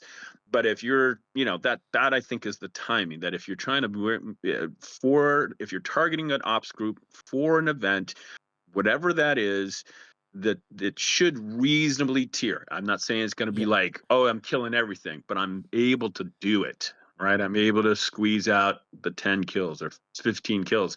I feel like the SMSs are going way up, and the ship power dynamic in terms of what you need, or building the, whatever you got to spend, you're right at $400. I feel like almost every event. You guys can tell me if I'm wrong, but it feels like that's like the minimum you need now if you're 55+ to get into these things. No, And yeah. go ahead. Well, it shouldn't happen that way. Because at the end of the day, people should, at their level, be able to kill them. I completely agree with Riskbreakers. No, what's the point of research officer tier? Something that is lacking if you can't hit your ops, unless it's an issue like with this academy arc. Everyone, the 61s is where your balance point is. The 61 should be able to kill 61s and 62s without any problem, no matter how rubbish your setup is. And it sort of opens the door, Cruzeto and Shockwave, if you don't mind. It's a rare moment to get Tech One on the stage with MJ Hat. So MJ Hat, you agree, right? You're a 68 now, 69? Correct. 68. 68. Yeah. How is this academy arc for you before we go to Tech One? Well, Quazel's right. We did spend some time the other day on CDB's stream trying to put some crews together.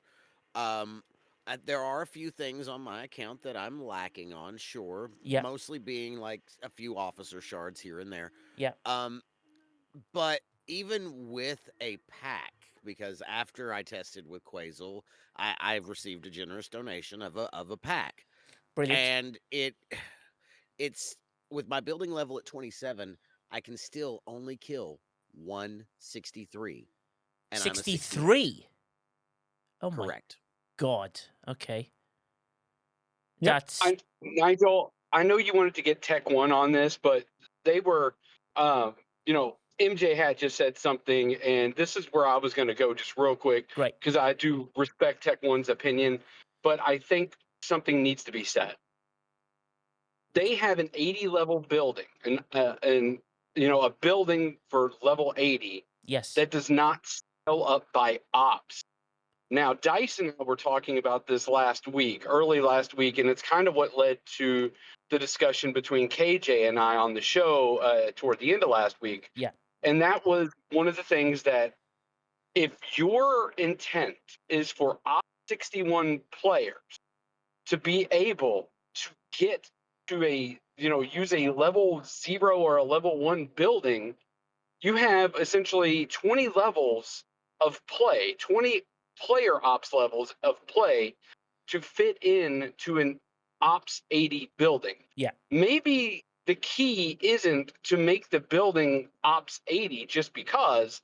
Maybe the key is you need to start putting some things into the building early on so that players can start hitting at the appropriate level early.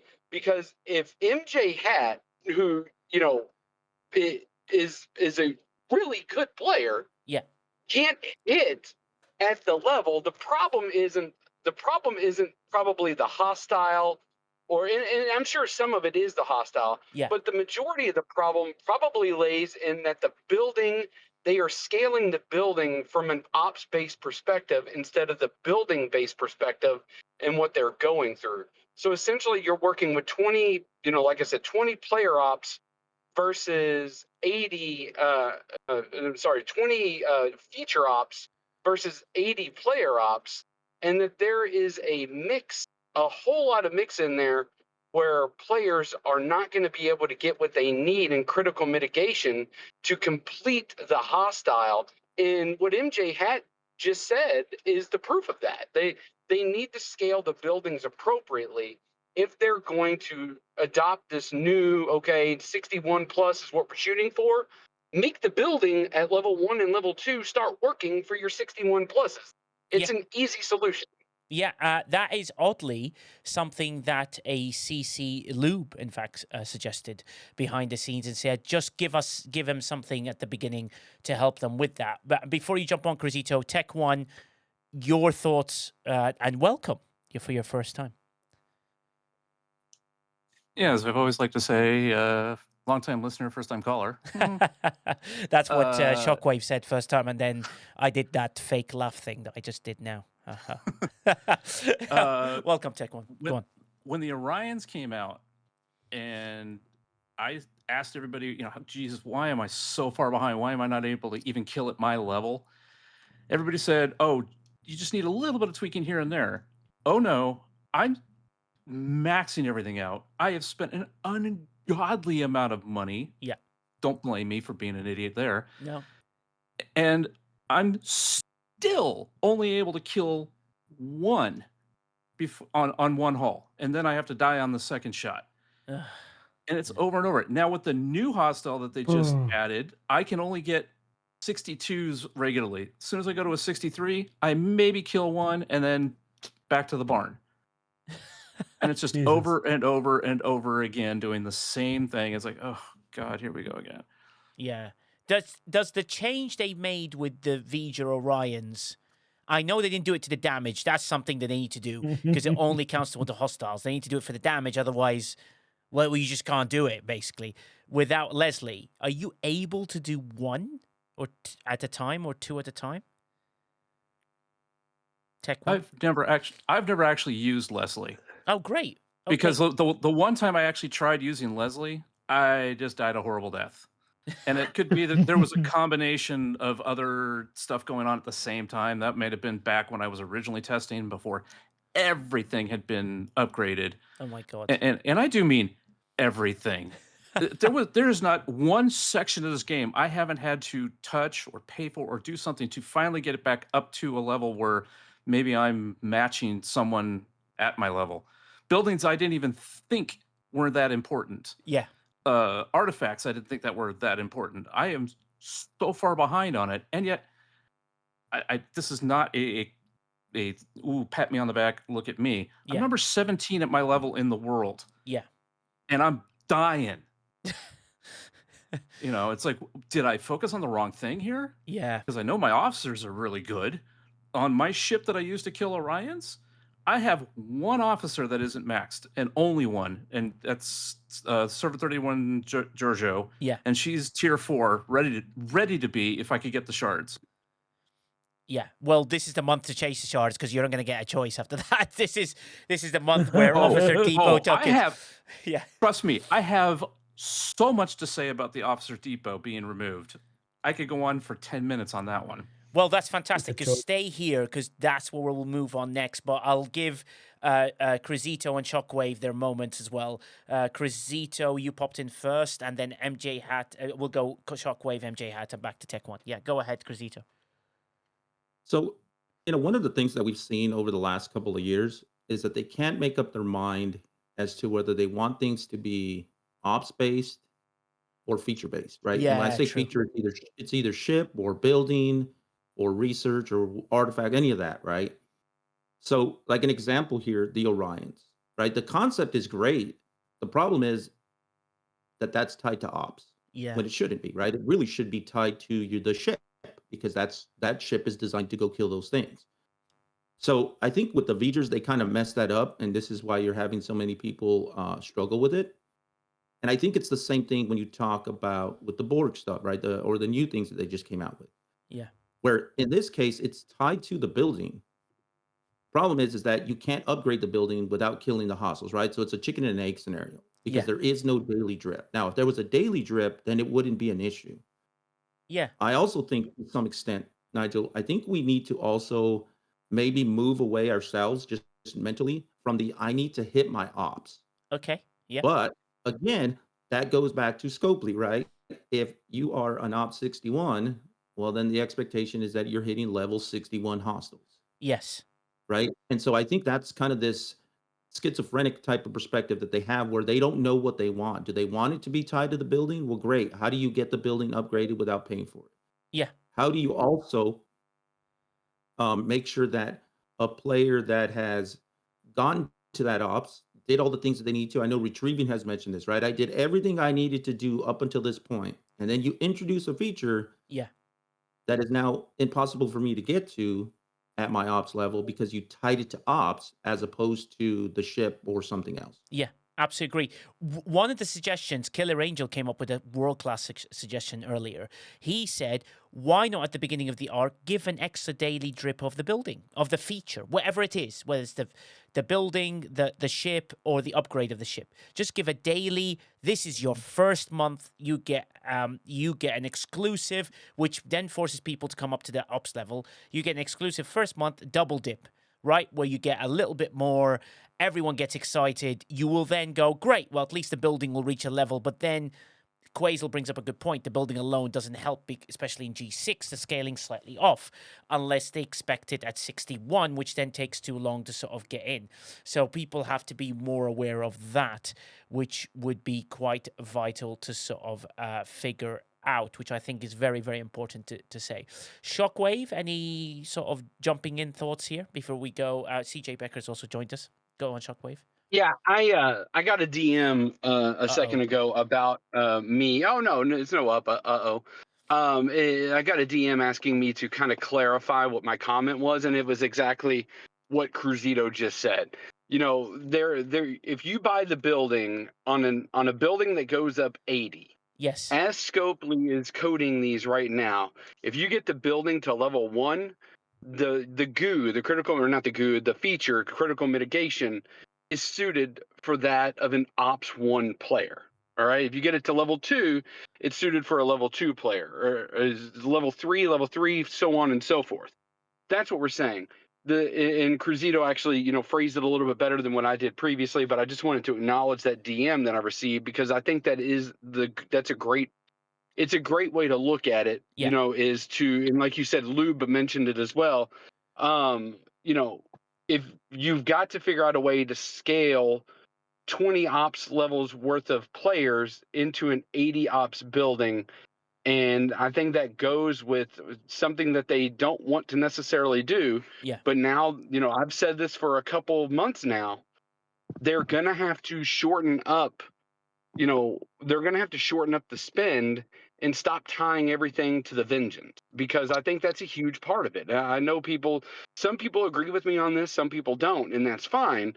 But it goes to show you that every Vengeance is Mine arc, the parts for the vengeance are being affected by the goo and the feature of that month. Yeah. So it goes right there to tell you what I'm saying is true. Yeah. It's time to take that out of it and say we're going to put massive sourcing of vengeance parts elsewhere, because by doing this, what they're doing is they are crunching where the ops levels fit into various features, Yeah. all for the sake of selling multiple $100 packs so that people can bump their vengeances. There are other ways to do that. Maybe run 3 or 4 times the amount of cold directive that you're getting every day, bump the amount of hostiles you got to kill, and maybe run it 4 times a week instead of 2 to 3 times a week, or something along those lines. But they're tying too much into the vengeance, and it's for, like I said, that 20, to get that 20 ops range worth of players into the feature, so they just keep buying those packs, keep buying those packs, keep buying those packs. And I think that that's one thing that they need to look at how they do. Yeah, absolutely agree with that. And then also, just before someone, but I just want to get through the chat just to give the texters a bit of chance here. Lady Command says, I remember when the Swarm was hit at 1.5 each round, and how angry players would get if someone came back, took partial. So hard to kill ships has been going on for 6 years, nothing new. Then they then introduced the packs for the fast upgrade for the Franklin. Money, that's where it's like with these. They're doing it so the packs will be bought to fix the power issue, which is something they shouldn't do. They should be able to, the more people that you integrate into the loop, which is something that Shockwave brought a very good point, that your free-to-play players are very vital to this loop. That would be amazing to sort of bring into, and that opens up the door for then more people to spend. And also, something was suggested earlier about Lady Command. What happened to the $5, $20, $30, $50 packs, which might encourage someone? Potts brought up a very good point a few streams back, where he said if there was a $5 research or building, like I get the extra building thing or research thing, I would spend it right now today, and he's been free to play forever. You then convert someone. They spent the first 5, they might spend the next 10, they might spend 20. But what you've done is you've made it that, Chris Pike brought on like $400 to engage into a loop, which is absolutely crazy.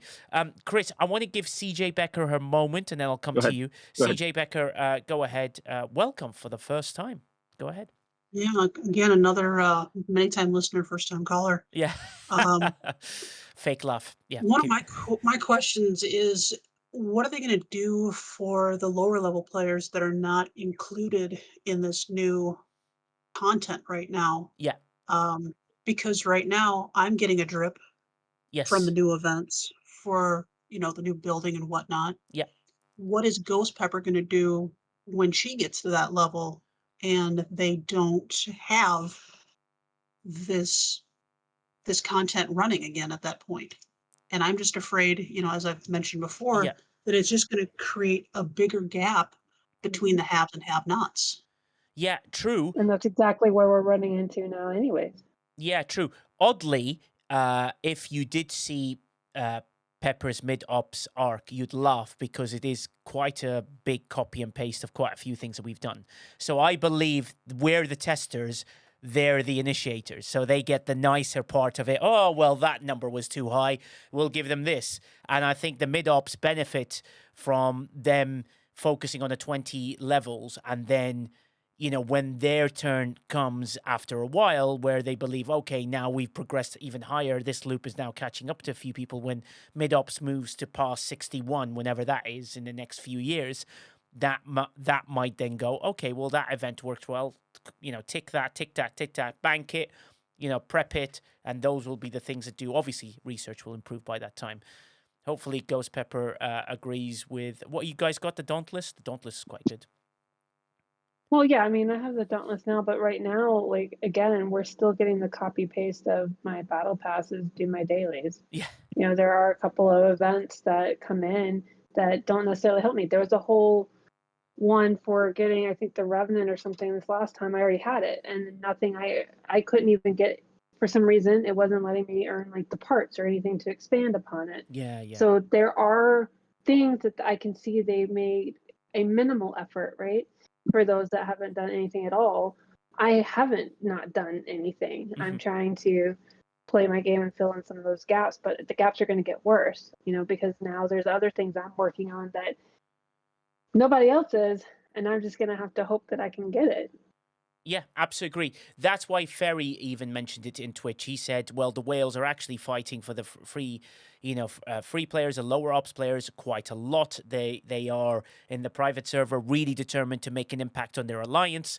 That's why you have people like Chris Pike and people like that who are really passionate about their alliance and want them to progress and want to help them as well. And, because he was responding to a comment about Jane who said that, I just quit on Fridays because of this, that, and the other. But this is a platform where we're showcasing, look how everyone's listening to everybody. And we're all jumping up in ops levels. We've now gone all the way down from 4 all the way up to 7. And that makes a huge difference with that. Chris Pike, your thoughts here? Yeah, so it's kind of a merger of the different things. So I'm going to just offer 2 possibilities. I don't know if any's listening or you're going to suggest them, but yeah. So Beach Whale is right. There needs to be some kind of dynamic approach based on your ops when you go into these new arcs.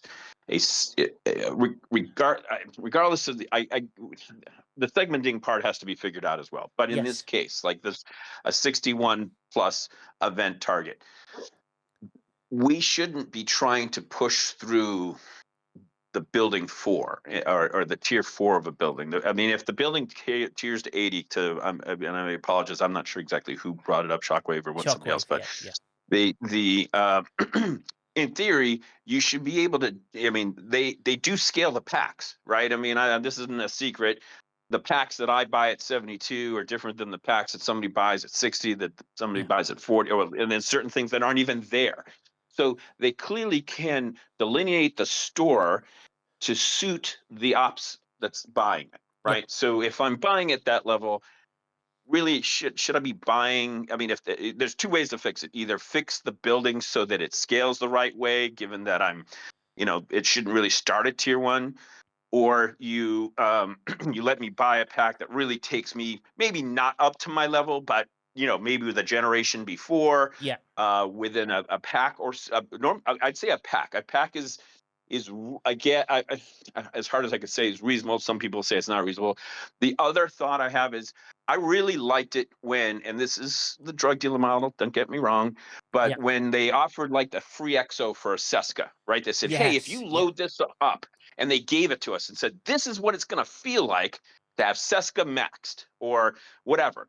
If they gave an EXO, maybe even for the first week or 2, again, to that drug dealer model, said, hey, this is what it would feel like if you had at ops, right? And they put the ops at the relevant level for who you are. This is what it would feel like if the building is at blah, blah, blah. Then some players wouldn't feel, because right now I feel like a lot of people are spending money on things I have, right? The Dauntless, other things, right? And then said, I feel let down. I put all this effort into it, all this money into it, and it's not doing what I thought it was going to do for me in the game. If we do it this way, right? Because there are all kinds of things that touch, research, all these different things, right? Your power, your screws. You give you an EXO, so this is what it's going to feel like to have the building or the ship at such and such. This is what it'd be like if you had it. And then when you get the building or you get it to that level, or if when the EXO goes away, let's say it's after the first week, then you're inclined to buy, okay? Because now you feel a little confident that, I am prepared for this. I just needed to buy, I just need to get myself to this level. Because I think that's where the trust has been broken. There's this, people have bought things, people have pushed to certain ops thinking they'd be able to participate. People think that they can buy things and feel like that they should be able to participate generally at their level. That's what I keep hearing here. I'm hearing like the best players in this game aren't able to participate at their level. So there's something wrong here. And they should definitely, at the game, if I'm a game manufacturer, I want everybody participating early on. Because that's what you got the most heat on it, to be honest with you. Honestly, after an arc, the participation goes way down because you're not really winning what the SMSs. You're not winning the SLBs. No. That's when people would be interested. The SMSs and SLBs are what push us to technically buy something, because we're like, okay, now we're competing because these other things that we need that are critical to us are beneficial. So I get a twofer to some degree. When I'm buying a pack, I'm improving this, but I'm also gaining these things that I needed long term. Sigma, part, mats, whatever that might be. Yeah, exactly. And so those are the things that they've strayed from. And maybe again, if they offer the EXO to give us a taste, make us feel confident that we can do the tasks that are at hand, or scale that building appropriately. So maybe the pack gives you a lot more when you're 60, right, to get you closer to what it should be, like an Op 60 would need it to be. Those are my two options. I think that Yeah, we could go with. And they don't lose out on money. It's just going to make people actually participate, because if they wait too long, I'm telling you right now, this one, by my fault, I was busy, couldn't get one of the big linked up ones, and I'm going to probably pass on the whole arc. I'm just going to have to slow it down unless somehow it pops up later on for me. Yeah, and Nigel. Yeah, yes, go ahead, Crisito, before we bring the radiation of positivity KJ on. I think this ties to what Shockwave was saying, right? The reason, so like for me, just because of the way my head works, if it's a 61 plus, then start the building at 61, right? Everything else in your base is going to be there. So go start 61, which means you're really working from 61 to 80. And then you can make the packs be crazy expensive to upgrade as you need to. Yeah. The reason they won't do that, and they're going to start at level 1 and work it all the way up, is because it's tied to the vengeance, like Shockwave was saying, right? Yeah. They want people to go out and buy those packs to get the building parts so that they can go out and acquire the vengeance. And I think at this point, realistically, I mean, I get it. I like the double dip, kind of thing. Yeah. But at this point, they ought to just, if they're going to go that route, just give direct sourcing. That's probably worth the same amount, right? For this $100, this is what it gets you. Yeah. And then that way, people that want to chase the vengeance can go chase it or do whatever they want. But I think tying these new features to it, where you got to go buy those packs, because again, or what you do is, if you're a level 70 or a level 61 plus, you get the buff of whatever it is, right? You buy the building, you're automatically getting the 61 buff, and 0 or 1 to 60 doesn't matter, right? It's just, here's your level 61 thing, and you can work it that way. I don't know. There's got to be something done, because for us to go from 1 to 60 just for the sake of buying or getting the vengeance is really killing this piece. Yeah, true. Before I get to you, Azurus, I know you've got a question. Lady Command's come up with the things, that her kids bought her the North Star on her birthday, first year for me, with 3 months was obsolete. Red Zurus, Divine is saying the Dauntless doesn't work in Surges. That's not a surprise. And it doesn't work, but the mid-ops has Dauntless events, which makes a very good point. But Zurus says, there might be a really stupid question, but anyone got any suggestions that aren't based on Money Store on how I might get my hands on 3,000 rare G6 ore? Now that the choice tokens have gone, everything I see comes in units of handful. Well, the away teams... Of course, you can scrap your ships. You can scrap your G5 ships. Oh, for God's sake. Why do you have to come in at this point? Like, why? KJ, have you scrapped your G5 ship? I have.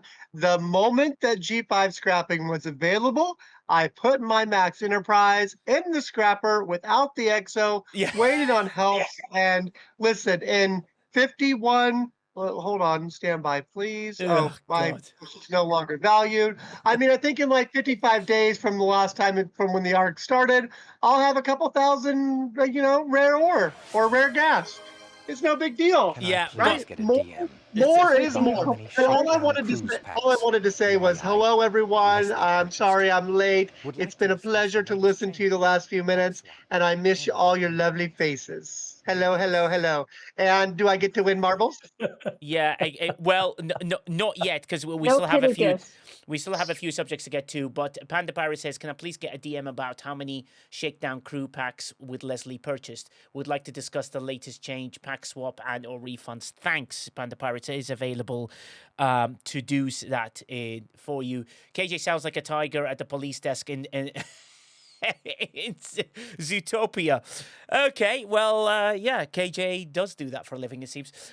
Scrap anything. But also, KJ didn't use the EXO. If he did, that would be at least 21 days to go. So KJ could have gotten his 2,000. So let me justify myself. I wanted to save the EXO for a time where I saw something that was coming in the future that I wanted to be able to scrap a G5 ship quicker than normal, right? So I have a feeling that all of my lovely friends here, who I can't wait to hear more from about today, will complain quite a bit, and G5 scrapping might change, it might not, but I'm going to keep my EXO in my back pocket. I like to save things for a rainy day.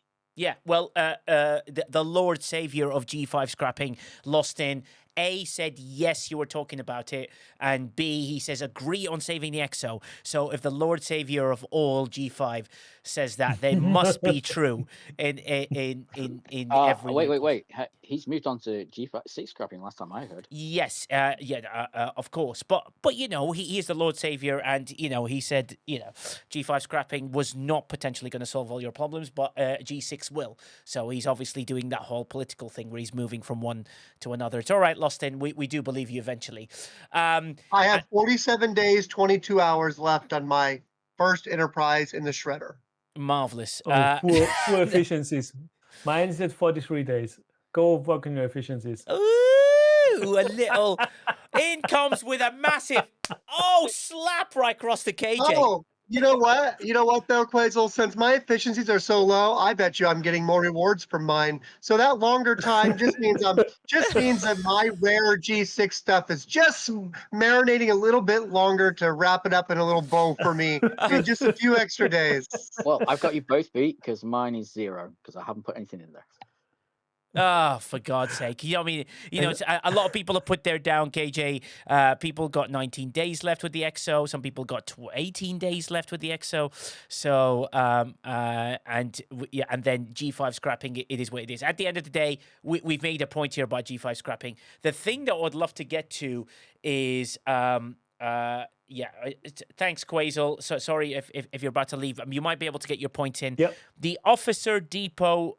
the weekend spend event, Officer Depot token combo. Your thoughts on all of that, basically, with the RNG madness of both being changed. Go ahead. So Depot tokens first. It's a madness. Sorry, removing choice and reducing payout. I mean, come on. We pay 4,000 for what did we count? 170 officers or 117, something like that. So we used to choose your officer for 4K if it's an epic. But if you look at the rare one, it costs like 1,300, and now you're getting 2 rares for a 4K pull, and maybe not even one you want to get. Yeah. I mean, if you remove choice, then give us, I don't know, 10 times the rolls or whatever. But that's like, and some officers are only sourced there or have been. I mean, Jules has made the list, but we will see what's happening to that. And the other thing, the gotcha thingy, I mean, Sniper did the math in your Discord. Yeah. It's, I don't like the RNG. I mean, and then the thing, getting to 90 pulls to get a free pull, yeah, that's nice, but that most likely goes away in 2 days. And we don't get 90 pulls free to play, not even if you win almost all of it, like, and... It feels odd. The whole choice of the old officers, the whatever, moving to the gotcha model. I hope that doesn't stay. That's just my short brief answer, because Are I know you legally allowed to call it a gotcha model? I don't know if that's Nigel. Is that okay to say gotcha? I don't think so. What? It's RNG, massive RNG. Yeah, I mean, it's a gotcha style. Yeah. KJ. I don't think we should say gotcha. I think we should say a curated selection from Scopely. Oh my god. Oh, man, who are you trying to impress? It's going Wow. back. It's going back to Chilling, ancient. man. Yeah, it's going back to ancient times. The game is supposed to be progressing forward, not going backwards. This is just Yes. it is it's a bad placed move with everything else going in the game. Like it's just like I can't even explain it. It's like why are you one messing point. with something? It's like I feel like they're touching things and making it worse.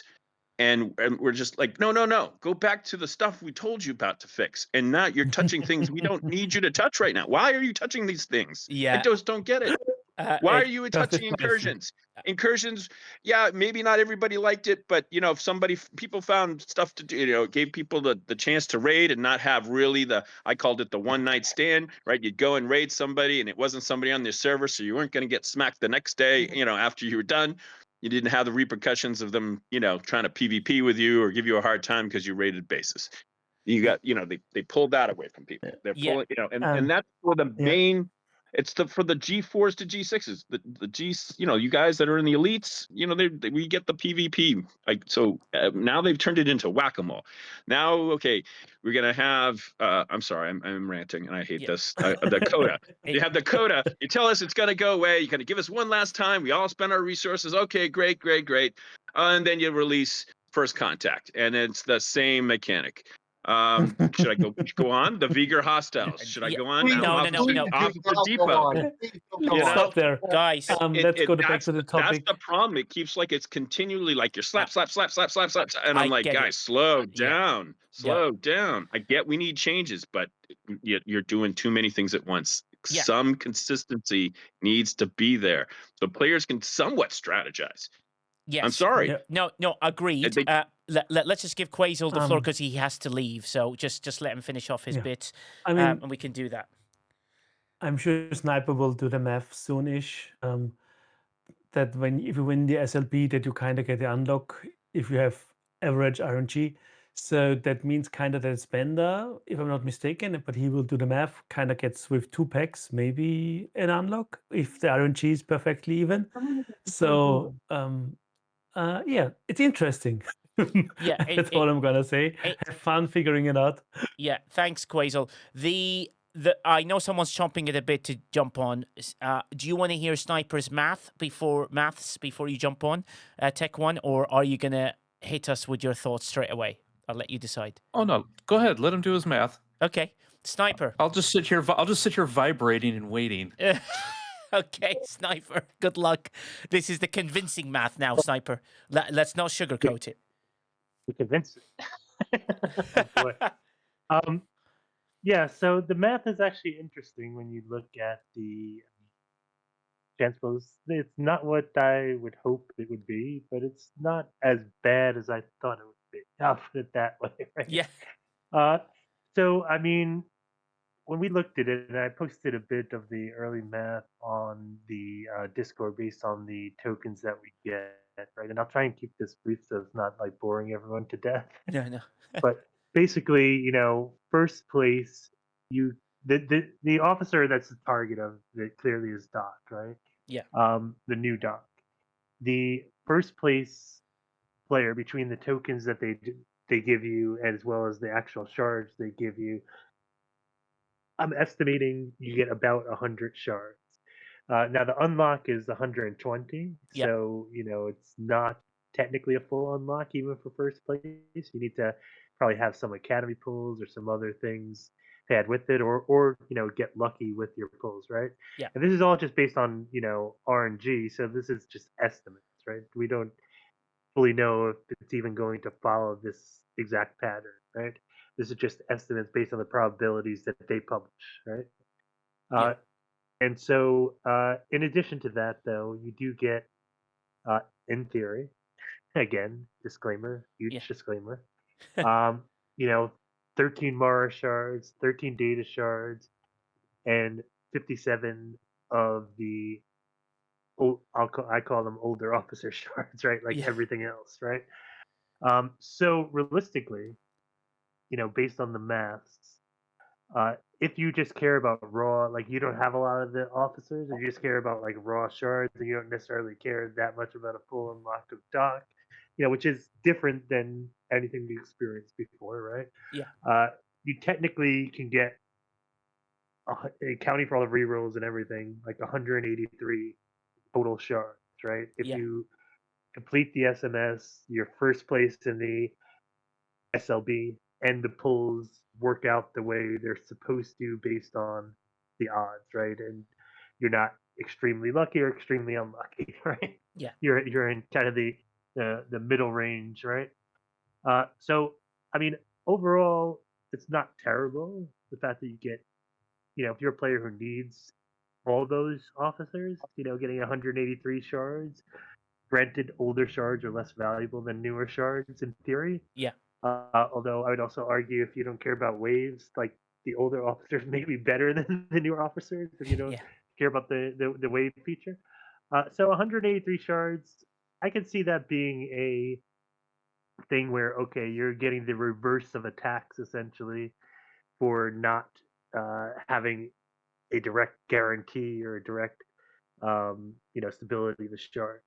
Yeah. The other key one math, I won't go through every single place because I think it will bore people to death. But the other key math I think that I want to point out here that's important is the way that's designed. Remember we said 90 pulls is essentially where you get the guarantee, right? You get that Yeah. guarantee of 20 shards that you can pick out of the 3 different buckets that they have to pick there. So to get to 90 pulls, via just this spend weekend, we don't know if there are any other sourcing, and obviously you buy packs, it's a whole different thing. But if you complete the SMS and get 5th place in the SLB, Yeah. that's exactly 90 pulls. Oh, really? So it gets you to the exact amount you need for that guarantee. Yes. Hey, Sniper. Yes, sir. I heard a rumor that I no. don't know if Nigel could help with. Oh, God. I heard that the 90 pull guarantee Yes. is coded in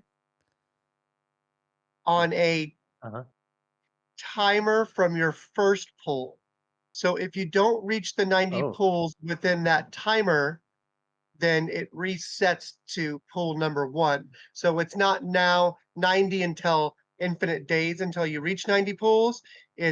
I believe the timer is if you don't get 90 pulls within a week, then it resets. The 6 day, 22 hours standard weekly cooldown. I don't know anything about that, genuinely. Like, that's quite a shock. I thought after 90 pulls in lifetime, you'd get it, and then it resets to 1. That's how I understood it. I would have my doubts whether it was a lifetime. I mean, we would want that to be the case, but remember, this event itself, or this chest itself, has a timer on it, right? It's only actually there for the next, 2 days. Yeah. So I was always, and I think Quasel and I were both of this thought that we're going in with the assumption that once the event is over, that 90 pulls resets. Yeah. Now I don't know if that's true, but that's the assumption we're going in with until we get further data. So KJ, I would say that that invisible cooldown may be true, or it makes sense actually with how the chest is presented. But if not that invisible cooldown, presumably the event itself, once it goes away, those 90 pulls, or if you had 80 pulls before there, or 89 pulls before that, Yeah. it just like resets the clock the next time the event runs. That's what Yeah, I would it would just presume, behoove people, right, to make sure they have the amount of pulls before they start pulling. Yeah. Yeah, definitely would make sense to, like if you're going to pull 89 pulls, see if you could do what you can to get enough currency to do the 90th pull, right? Because I would not assume it's lifetime unless Scopely come out and say it's lifetime. Yeah, exactly. Let's. Well, it's a good question to ask, so we can definitely ask that question about the 90, and that's certainly something that we can do and see what they respond with. And I think it'd be vital to know about that, because that's quite a critical piece of information. Tech One, go ahead, buddy. Yes. Uh-oh. So it's been said by pretty much everybody, but taking away the Officer Depot is straight up the biggest FU finger that they could possibly give everybody. You're taking us backward, as everybody pointed out. I personally am not taking part in any of this new RNG event or the RNG stores or anything because it's a waste of my tokens. I know I have a finite number now, and I'm only going to use it on the things that I know I need. I'm not going to take a chance of, oh, it just got dumped into transporter patterns. Well, I've maxed every TP officer in the store, so now I've just completely thrown my tokens into the trash and got nothing for them. So all I'm going to do is the Officer Depot until it flat out goes away. Yeah. And it's hurting progression. It's hurting officers. And they keep telling us officers are forever and you need officers and get officers. And I've done that to the detriment of buildings and artifacts and all this other stuff that I probably should have focused on, but I focused on officers. Yeah. And when the Officer Depot came along, we were like, yeah, this is awesome. Can we get a converter for the transporter tokens so that we can do this? And instead, that's pretty awesome. No converter. We're still earning these stupid transporter patterns. Yeah. And they're just basically a black hole now for a lot of us. Not most of us. I'm sure the majority of the player base around the world still hasn't quite reached the maxed TP store situation like a lot of us have. But still, it's a big finger to the people that have really been working hard to build their officers up. Yeah. And now it's being ripped away from us because it was a benefit to us. Yeah, and well, yeah, the word player beneficial seems to come around quite a lot, and something I've been hearing, and I think, they need to be wary that word is getting used quite a lot. Anything player beneficial is getting nerfed, and they need to be careful that doesn't become a constant saying, because at the end of the day, if someone were just come out and explain why they do it and why they're doing it this way, that would be an amazing thing. Not to tell us the mechanics of why the money aspect of what it is. You can just say, hey guys, we want to try this for 3 months because we believe you will get more out of this. We can fight back and saying, well, hell no, we don't get as much or whatever. But if you just don't say anything and just do it, you end up in this situation where there's loads of speculations. People are speculating whether even the chest pull counts for that. Now, if the chest pull, and I'm going to say this very bluntly, right? That chest pull better be lifetime. And I'm not saying this in a very nice way. It better be lifetime because you can't do this to the players anymore. So it better be lifetime because once they hit 90, they get their shards, they can then reset back to 0. I'm just saying, just announce it's not it. Just, go on. It's not just the Officer Depot. It's also choice rewards. Yes. Hey, we're gonna fix the Alliance tournament store because, well, you got too good at it. So now we're gonna mess you up on that too. I mean, obviously, we still have to wait and see this week, see what it turns into. But it's turned everybody off. Everybody in my alliance is like, that's it. I don't want to use the B word, but people are talking about it with Alliance tournaments. Like, yeah, the hell with it. But also, are you saying that people are boycotting something? Yeah. Well, I didn't want to say it because I'm a first-time talker and I don't want to get banned on my first day. No. Number one thing, Nigel, I would. Yeah. Just. I was going to say with that. Yeah. I don't understand if so with the AT, at least that's what I'm hoping. They're going to kind of run the old with the new. Yes, correct. Right, a little bit. Why wouldn't they do the same with Officer Depot? I just don't understand. You're taking away something that people paid money for. I bought packs for Officer Depot. I spent effort buying packs on other things to win both mats and Officer Depot. You're taking away something I spent money on. Yeah. And you're forcing me to spend it when it was effectively an open end, right? You've changed the timing arbitrarily, and so you've kind of broken the contract, right, between us effectively. And I'd argue that maybe they have broken the contract.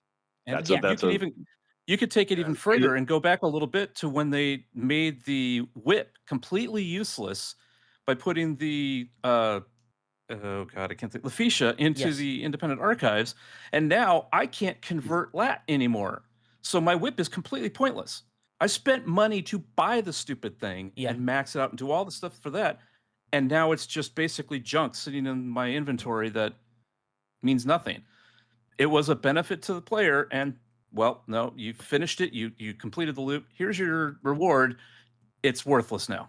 Congratulations. Yeah, but also My, yeah, but also just let me get to this point. The main thing they need to be aware of is like, okay, there's a timeline on what you purchase a TV that's a high res, whatever, blah blah blah blah. After 8 years, you get a replacement that's a bit better, right? The Alliance tournament needed a refresh, 100%. It was getting boring with the same task, with the same thing. They just needed to refresh the store. They need to get the UI to work really well. I am looking forward to seeing that. What they do with it. Crisito says they are right now. You can spend your Officer DP tokens right now still. Yeah, absolutely agree. You can spend them right now, so spend them now.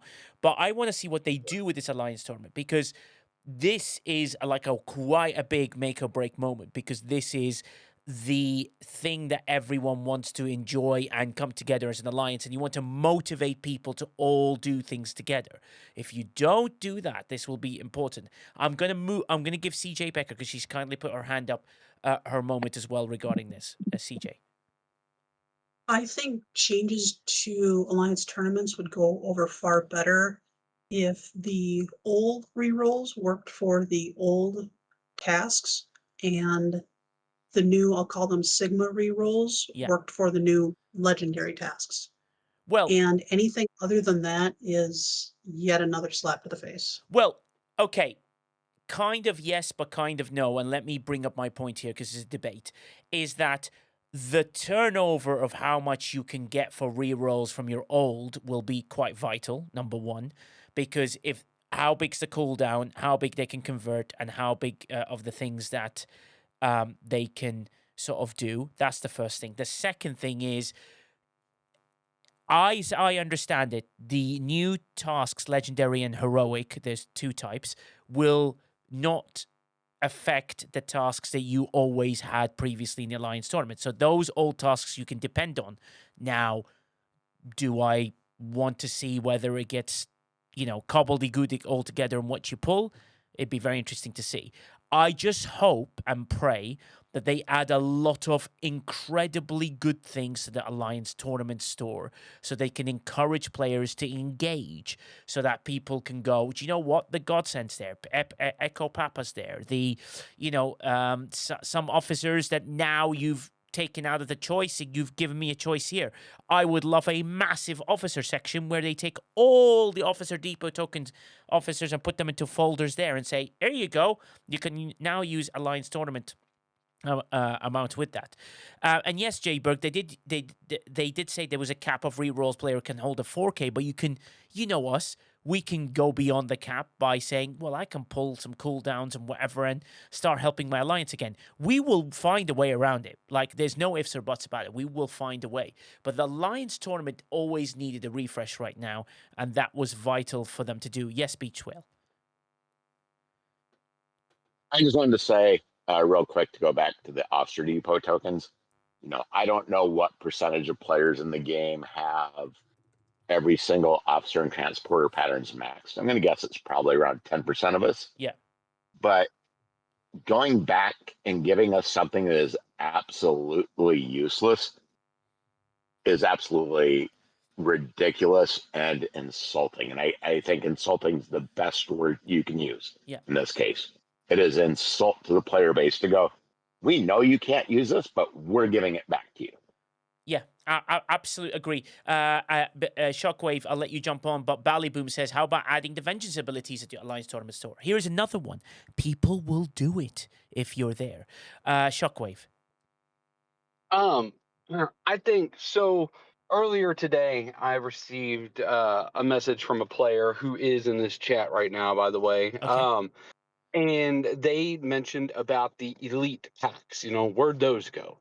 And I think that, we have to always, we also have to look at not just the things that, in this case, not just the things that that validated or that they're taking away from free to play, but also from the spenders as well. That was something that benefited the spenders. Yes. It was those elite daily packs. Something else that they've taken out. I don't want to just keep the focus on the Officer Depot tokens because a lot has changed over the last 3 weeks. Yeah. You know, they're getting rid of choice tokens, which I think is atrocious. That should never have been done. That needs to be walked back immediately because those tokens were able to give people a way in order to progress how they wanted to.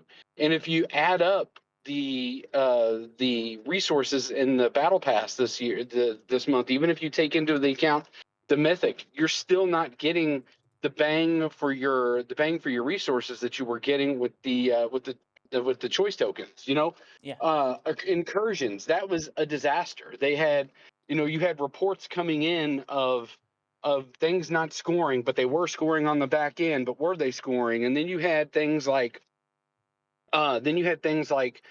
slow Armada spawn rates. Yes. When the number one thing that the score depended on were those Armadas. Yes. And you've got one thing after the another. This last milestone of First Contact Initiative, this last day of the First Contact Initiative is an absolute joke. Yeah. 18 million points for one syndicate point per, and 24 and only Sigma faction credit spend. Even if you're a G6 player, that's a disaster. Yeah. They have real things with these events that are needed to refresh them, not only because it helps make it beneficial for the player base again, but also so the player base can engage. Yeah. G6 can't complete that last day unless they're literally buying 18 million points worth of syndicate, and that is a disaster to ask. That is not right. So what syndicate level are you? Did you buy the points?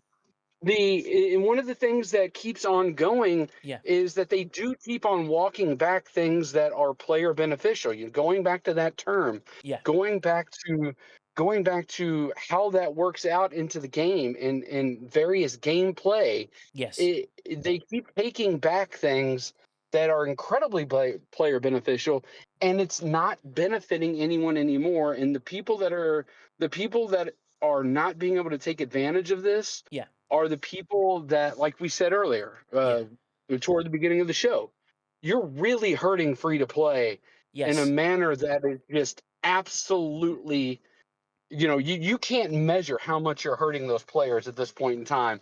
And I think that it's one of those things that needs to be said, it needs to be pointed out. Yes. A little bit more and more and more. I absolutely Not agree. just free to play. Yeah. You're getting the 1-2 punch. If you're not only pissing off the free to play, you're also pissing off the high whales. Yeah, but also, it's like that's a magic trick to piss off both ends. No, but also, just to even help you guys further, King Gaza is an Ops 28. We have a G2 moving on to G3, right?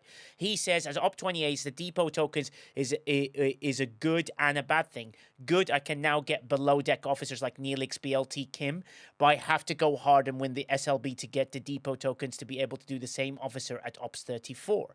But now I lose the ability to max it with change. And King Jazz, has made a very good point. So it shows not only by doing that change is you're affecting G2s. So we've heard from a G2, a G3, a G4, a G5, a G6, and G7 saying they all are saying the same thing. The choice tokens affect their progression.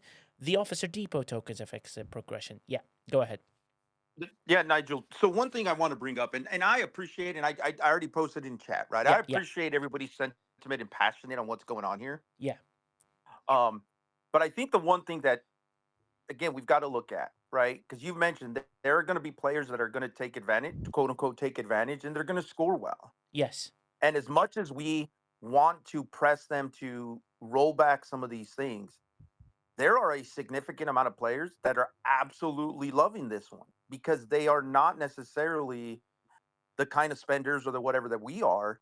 And now they have a shot at getting it, right? So again, I think the sentiment is great that we want them to go make these changes, but go look at the SLBs, right? Like everybody go look at your SLB for your game there are plenty of people that are outside of this room that are still spending mats, whatever it is, to go get it. And while we might think that those are bad calls, they're obviously going to go ahead and clean up on it while all of us are sitting here saying, I'm not going to participate. Yeah, absolutely agree. And one of the things, Red Rum Ruby, right? A great player. She's been playing for a long time. She says, I bought every battle pass for the last 2 years, and this is the first time I don't even want to buy it because I feel gypped, and there's less and less incentive to spend my money in the game. And it just shows you that you've gone through all the generations, and it all got through. And MJ Hat, I'd love to hear from you because you barely get moments to jump in. Dive in, buddy, with your thoughts regarding everything you've heard. And I haven't forgotten about you, Red Relentless, yet. I mean, I'm echoing the same sentiments that everybody's already thrown around, man. Officer Depot tokens, I feel like were important, and now that they're gone, it's really going to hurt things. They've helped me a long way. I've maxed so many officers, and I have access to so many different officers that you don't really have anywhere else. Like, okay, Walt Carroll's a good example, right? Yeah. How often do we hear, you need to get her maxed, you need to do it as quick as possible because you're going to need her when you get upgraded. Okay, so yeah. Now that that's gone, it feels like all my choices are being taken away. Yeah. And that, I don't think that's the intention, but it is what's happening. Yeah. And Abs, jump on, buddy. Hey, yeah, I'd like to agree with the sentiment that was stated there. Yeah. Just like the last task of this event, where it was impossible to spend. That's not an understanding of how the players play the game. I'll go to the point that I said before, that there needs to be an understanding by the people that are programming this, that it's actually doable, and that we're not just going to spend hundreds of dollars on Syndicate just to win one event. Yeah, yeah, exactly. Yeah, keep going. With the Officer Depot tokens, I have a G3 and I have a G7, and both the G7 I'm trying to complete and get specific officers that are hard to get, like Odo. Yeah. And the G3, I want to get specific officers. Like, I can get the random thing, but you're really taking away the advantage for any newer player that is entering this field of getting Officer Depot, because all the older players have taken that advantage and have been able to run with it. Yeah. So how is changing this, taking that store away, benefiting the greater community? It's benefiting the older players because they've already experienced it and they don't care as much. Yeah, absolutely agree. And I think they need to be aware. But the beauty of it is they've heard it now from every generation, every single generation in the game, other than G1. And that's really important to sort of figure out. Brian says, speaking officers, can we once upon a time use Wrath choice tokens to acquire Walk Scotty like Anorax? I have no way to spend Wrath choice tokens now. And Lady Command said, I'm an OG player and I don't have all of them. So there's loads of different aspects where you're removing choice away, when this is a game about strategy, progression, and planning. And you've removed the strategy, progression, and planning completely, and you've turned it into, well, if I click the box, I might get the thing. And if I get the thing, then good luck. And then I might be another Ghost Pepper and take 2 years to be able to get an officer maxed, when it should be about you working your ass off, working really hard to get to where you need to get, to be able to pull a chest and go, I got the last shard. Which is really important. Ascendancy also says, how many Paragon pulls have you done over the course of various events? Because I've just noticed this at the bottom of the interface. I only pulled one recently, but I completed all of the events for free Paragon tokens and pulled them as I got them, which is very, very interesting. It wasn't a choice for those. It was one-time claims. True, but at least you got some bonus one-time claims, and they should be able to make you claim even more. Maybe there are ways for them to insert officers back into the game to create, some sort of store where you can pull them and choose the shards you want to pull. I get it. There's some officers are really, important and they're new, like the Academy Doctor or Caleb or Genesis, and you want to kind of sort of not want to sort of push them out or whatever. But this is where I think you should, sort of try and find a way to do that now. Yes, Tech One, go ahead. one thing I think a bunch of people have suggested, I don't know if this would even help. Maybe there's a trigger in the game they can put in or whatever, but it would really be nice if in all the different places you can get officers, once they're maxed, pull them. You never see them. It's not an option. It's not something that you're going to get a shard for, because it's just a waste at one point. I mean, like, maybe there's a trigger. Okay, the TP is full. It's done. There's nothing that can be used there. So that's a trigger to say to the game, remove this officer from, remove, what do you call it? Any maxed officer from random polls. Yeah. Well, because there's just, you're wasting materials, tokens, whatever that you've earned, you worked for, you ground to get it, and it's just you threw it into the ether, and oh well, you lose. Bye bye. Yeah, exactly. Which is Well, could I suggest if that? Yeah. If Tech like one, with I the, why not with absolutely love. I the love that idea. Yeah. But I think one of the things that we got to consider here is these people can't get a battle pass code right the last 3 or 4 days of this past week. We can't Very expect true. them to adjust these triggers. But I do love that idea. I think that's a fantastic idea, and I just wanted to point that out because I think that is something that would benefit a lot of people, and that's probably another reason they won't do it. But So in that True. scenario, does it take out the percentage chance for that officer? Because then that would mean every one of the 250,000 accounts could have a different RNG for an officer pool, and that's asking a lot. And when they add new officers in there, it will skew the RNG generation towards those new officers that you don't have maxed. While that's good for the player, that's very bad for Scopely, and they will not do that. Well, first of all, again, there's a lot of ways they could accomplish this. I believe that they would entertain something. They have not looked at we'll call it the recruit tab in quite some time, right? Yeah. We have various different ways, and there's reasons the transportive thing should stay there for previous generations. Yes. Okay. So I get that they can't retire it completely, but just like they've done with the archived stuff for the arcs that that have gone quite some time ago, they could have a variation of that for the recruit, right? So as you archive, as you've gone through various generations and kind of gotten through the the movie characters, right? Yes. And then moved on to, I don't know, however it progressed as we've gone through the game, as you've gone from Gen 1 to Gen 2 to Gen 3. Those things archive just like it does for all of the other content in the game. Yeah. And so when that happens, you archive it, you get a set of tokens that can be used for your next variation of the game. They still can control what value that is, what a transporter pattern or whatever the token actually gives you. They have so much scalability on, but it definitely would allow, again, the idea of completionism, which I think is a gamer thing, Yeah. and that Beach Whale has brought up. It gives you a way to say, okay, I've completed these sets of officers. They're now complete. They don't need to pull them anymore. I don't need to focus on things the content that's going to tie that to being pulled.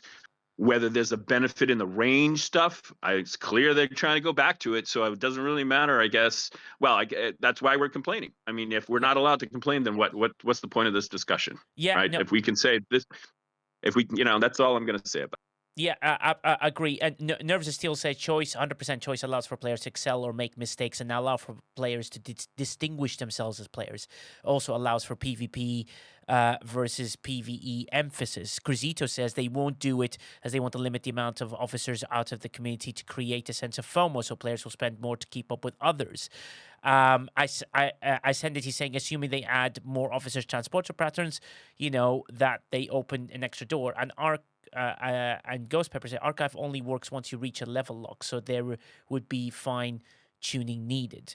It sounds like everyone's got their opinions regarding it, but the common opinion is they don't like the style of how everything's going. The choice is disappearing and it's turning into an RNG based. So we implore you, please, Scopely, to try and open that door. Redlentless, I haven't really given you a chance here. Do you want to jump in with any thoughts as we try and close this out? Sorry, buddy. No, it's fine. No, you guys really covered a lot of it. I wanted my initial reason for dialing in was a callback to earlier. We were talking about the expectations of dealing with different ships and dealing with arcs and how to level up, actually participate in it. Yeah. And the whole gotcha thing and the depot tokens. I mean, everybody's hitting the nail right on the head. Yeah. But my original reason for dialing in was the expectation. The rug's been moved. The rug's been pulled out from us. The expectations have changed. And Scopely's, from what I can tell, from what I've been doing today, and with my teammates, we're looking at this, the recommendations. We're looking at players and saying, where is your account at? Where are your ships at? Yeah. If your ship isn't maxed at the level that you're at, you really need to fill in all of the other blanks to make sure that you're even getting the most performance out of that ship. Right now, I've got a tier 13, a Crenshaw. My teammate's got a tier 13 Crenshaw. The only difference between us is I bought the building, and he didn't. Yeah. I can do significantly better in the arc right now with that particular ship because I have the building, and we can compare, line for line and actually make that comparison. And that's the only way I could actually see that it was helping me versus he doesn't have it and he's, more or less struggling. Yes. But we recognize that there's the gap between what Scopely wants us to be able to do. Yeah. I'm a pretty strong 71, but I don't have a max epic. I don't have a max Q. My vengeance is only tier 5. I'm not hitting the 71s. Yeah. But I don't expect to be able to do that right now. Yeah. I can see where my account is and what it can't do. And I know enough about it to say, okay, if Scopely's expecting me to have a ship at this level, I can't do that. Yeah. And I actually appreciate that they put in that punch down mechanic so that I can trade in, G6 materials to in the Academy refinery so I can do the G7 refine. Yeah. But everybody else is like, I'm not even going to repeat the whole depot tokens and gotcha stuff. I'm not spending on that. But here's the thought on the gotcha thing. Yeah. For this event, I'm totally checked out. I'm not spending a single mat this weekend. Yeah. Not so much in protest, but just to make the point. I don't need to. I'm not going to. Yeah. My teammate, he had to go up. He had to spend his materials today. If he isn't, he's not making progress in his account. He doesn't have a choice. Yes. It's either sit at 70 or go to 71, get his upgrades, and start making progress. And this is the event that he's doing it in. Yeah. He's not doing it because he thinks the officer's great, because the mechanic is good. Yeah. It's because he needs to go now. And there's no reason for him to stay and wait for a better officer. No. It's go time. Let's go. Yeah, exactly. And I think some great points as well in the chat are being, absolutely brilliantly said by Lady Commander. I burned yard waste yesterday and it was still smouldering this afternoon. Burnt a hole in my bucket when I tried to empty the ash, which is quite funny. But Killer Cujo says, who by the way is streaming, so please do follow him. It's obvious that they didn't really balance it. They do double loot on hostiles per level, but quadruple the loot required by ops level. And that's Riskbreaker is how he's doing his loop, because he agrees with you, Relentless. He's, and that's the reason for me a 72.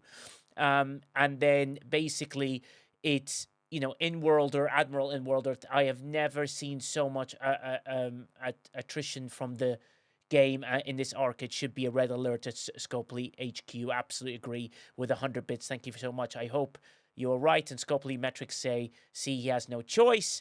And hopefully people will now consider. Let's see what Alliance Tournaments brings. But let's go to our own R&D gacha. Am I allowed to call it gacha? What did you say it's called, KJ? What is it? This thing can be a gacha, but no, it's not a gacha. What are you talking about? It's definitely not a gacha. This thing can be a gacha. Well, when you keep the bid influence on, it's a gacha. But you can call this a curated selection of a singular track of marbles where KJ never wins by Nigel. Hey, Nigel. Yeah. Nigel, before we hop into marbles, can I give a closing thought real quick? Yeah, go on. No problem. Thank you. I just want to express that everything we've talked about today is 100% an issue, 100% needs to be looked at, and is also mainly the main thought I wanted to convey is a 100% reason why they need to get off their hands and get some sort of pack back reinstituted, because anybody with a brain could have looked at some of these changes, and especially with some things that some Could things you that were said clarify in that you mean VIP. player advisory council and not a pack in the store?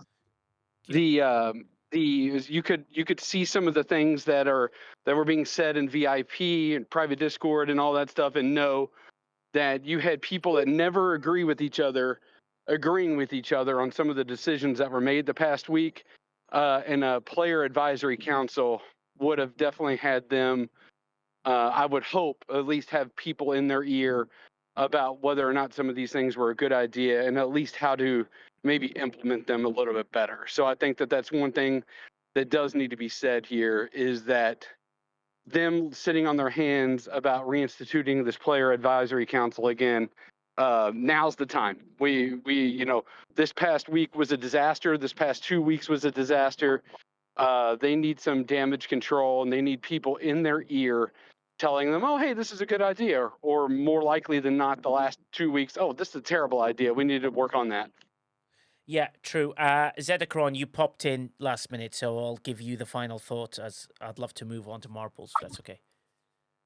Yeah, the only thing I gotta say, bud, is this player choice. It's gone.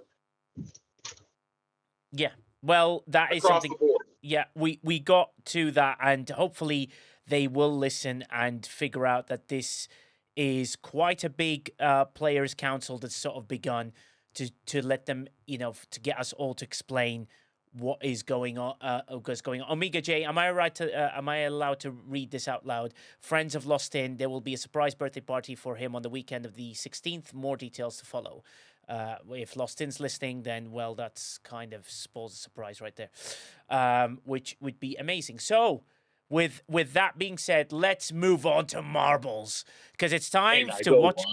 Oh, that's my cue. Bye, all. Really quick, because it was not brought up.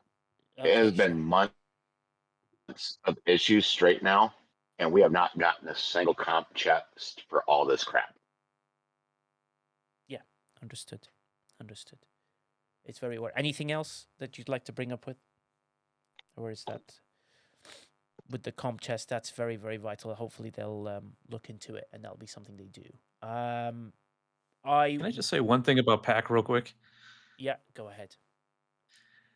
Pack is only useful. I just put this comment in the chat. Pack is only useful if the people in it have the courage to actually speak up, to say no or to say yes, honestly. To not just go in there going, "Oh, look at me! I got an NDA. I'm going to do whatever they say now. Ooh, I'm going to be protective of my NDA." No, you got to walk in there with an attitude of, "I'm going to speak my mind. I'm going to be honest, and I'm going to speak for the people that I play with, that I know, and I'm friends with. I'm going to get my point across. And if they say, well, we don't like you, bye-bye," okay, that's the risk you got to take. Yeah, well, as you know, I've always been bold and direct, so I don't really worry about things like that. I just try and, there's nothing that I've ever said that I would not disagree with or sort of fight with as a player myself. So that would be something to do. So, Panda Pirate, have you got something to say? It seems like every time I wanted to move into marbles, we've got one last few bits. Panda Pirate, can I please get it? Oh my God. Did you see what he asked for? Panda Pirate has something to say. He says, can I please get a t-shirt if I win marbles instead of a mug? Oh, God. I know Ghost Pepper was like, after all that, that's what you've asked for? Jesus. Guys, let's have a bit of fun. It's been a tough discussion, but it was worthwhile, and I made sure we ran it long so that everyone got their opinions in as best as I could, and hopefully they'll listen to this really carefully. But now that Nigel went very long and you guys are all sleepy, go ahead and log off now. No, so you don't hit ! Play. No. No, KJ, that's not how you do the sales pitch. There's no sales Give me a pitch. break, KJ. Marbles equals it's 1,001 one-on-one ways that Pepper dies. Yeah, Like, come on. exactly. Join in, exclamation point play, for a chance to win mug 1 out of 5. Loads of stuff getting on. If you're Panda Pirate, apparently you want a t-shirt. We'll see how that goes. But please, exclamation point play. Remember, you can do exclamation point tip for ambitious about autism, the charity we're supporting today. I played the video at the beginning of the stream. Something means a lot to me, that the effort we put in, it's done really, really well, and it always brings a tear to my heart. So, but a tear to my heart also comes when I watch KJ die every day, which is always fun. So exclamation point play, let's go. Get yourself, get your balls. Just on Wednesdays and Sundays. Wednesdays and Sundays. Who? What? Isn't that when you stream, Wednesdays and Sundays? That is correct. Yes. So that's when I die in Marbles. Thursdays and Sundays. Yeah, Thursdays and Sundays. Thursdays and Sundays. Yeah, Jesus Christ. That's when I die. That's when you die. Why is there 111 of you in the game? Stop it! Yeah, this is fantastic. 112. We're getting to a great number. Here we go. Press start. Exclamation point play. Just remember, 50 bits to create havoc for 2, 100 bits to create havoc for 10. And we've never had a hype train today, so hopefully something will kick off. Do you have a Panda size search? No, those are available, specially discounted for Panda Pirate. Here we go, switch will play. We got 4, 3, 2, 1. You've made it last minute. Virtual Army. Poker Jester, I think you made it in. Here we go. What a start this is. Is MJ Hat going to kick off and try and cause some havoc here? MJ Hat's taking an early lead, trying to beat everybody. Any explosions, any 100 bits, anything like that. Twitchy, Ace Man, number 2, you've got yourself in there. Chance to win merch. Well, you win that. Wow. We do have a discount, and Flossie just kicked us off with a 5 bomb. Sammy Stitch with 100 bits. Izzy Allen with 100 bits. Q Dog be lurking with 100 bits. People are dying left, right, and center. Panda Pirate is still alive. His sniper died, though. Ostis died. Inworlder died. Notcella died. Xfinity died. My God, there's loads of people getting exploded. Everyone's going absolutely nuts. Never. Domo died. Nay Nevers died. Ghost Peppers died. AJ's died. STFC Data Jess has died. Loads of people are dying left, right, and center. My God, Heretic. I can't. I blame Mad Hatter. Mad Hatter killed me this time. We're already on level 2. Vibe. It's absolutely, it's the Mad Hatter just going and we got you. Captain Chris Pike with 100 bits to absolutely cause havoc and try and defeat that. Crow Dog is trying to get ahead. He's trying to get one of those, but J. Berg is right behind him. Another explosion here. Brian Racer with 1 random bit of cheering, which doesn't achieve anything. Simgini, Kelrick, but thank you for the bit.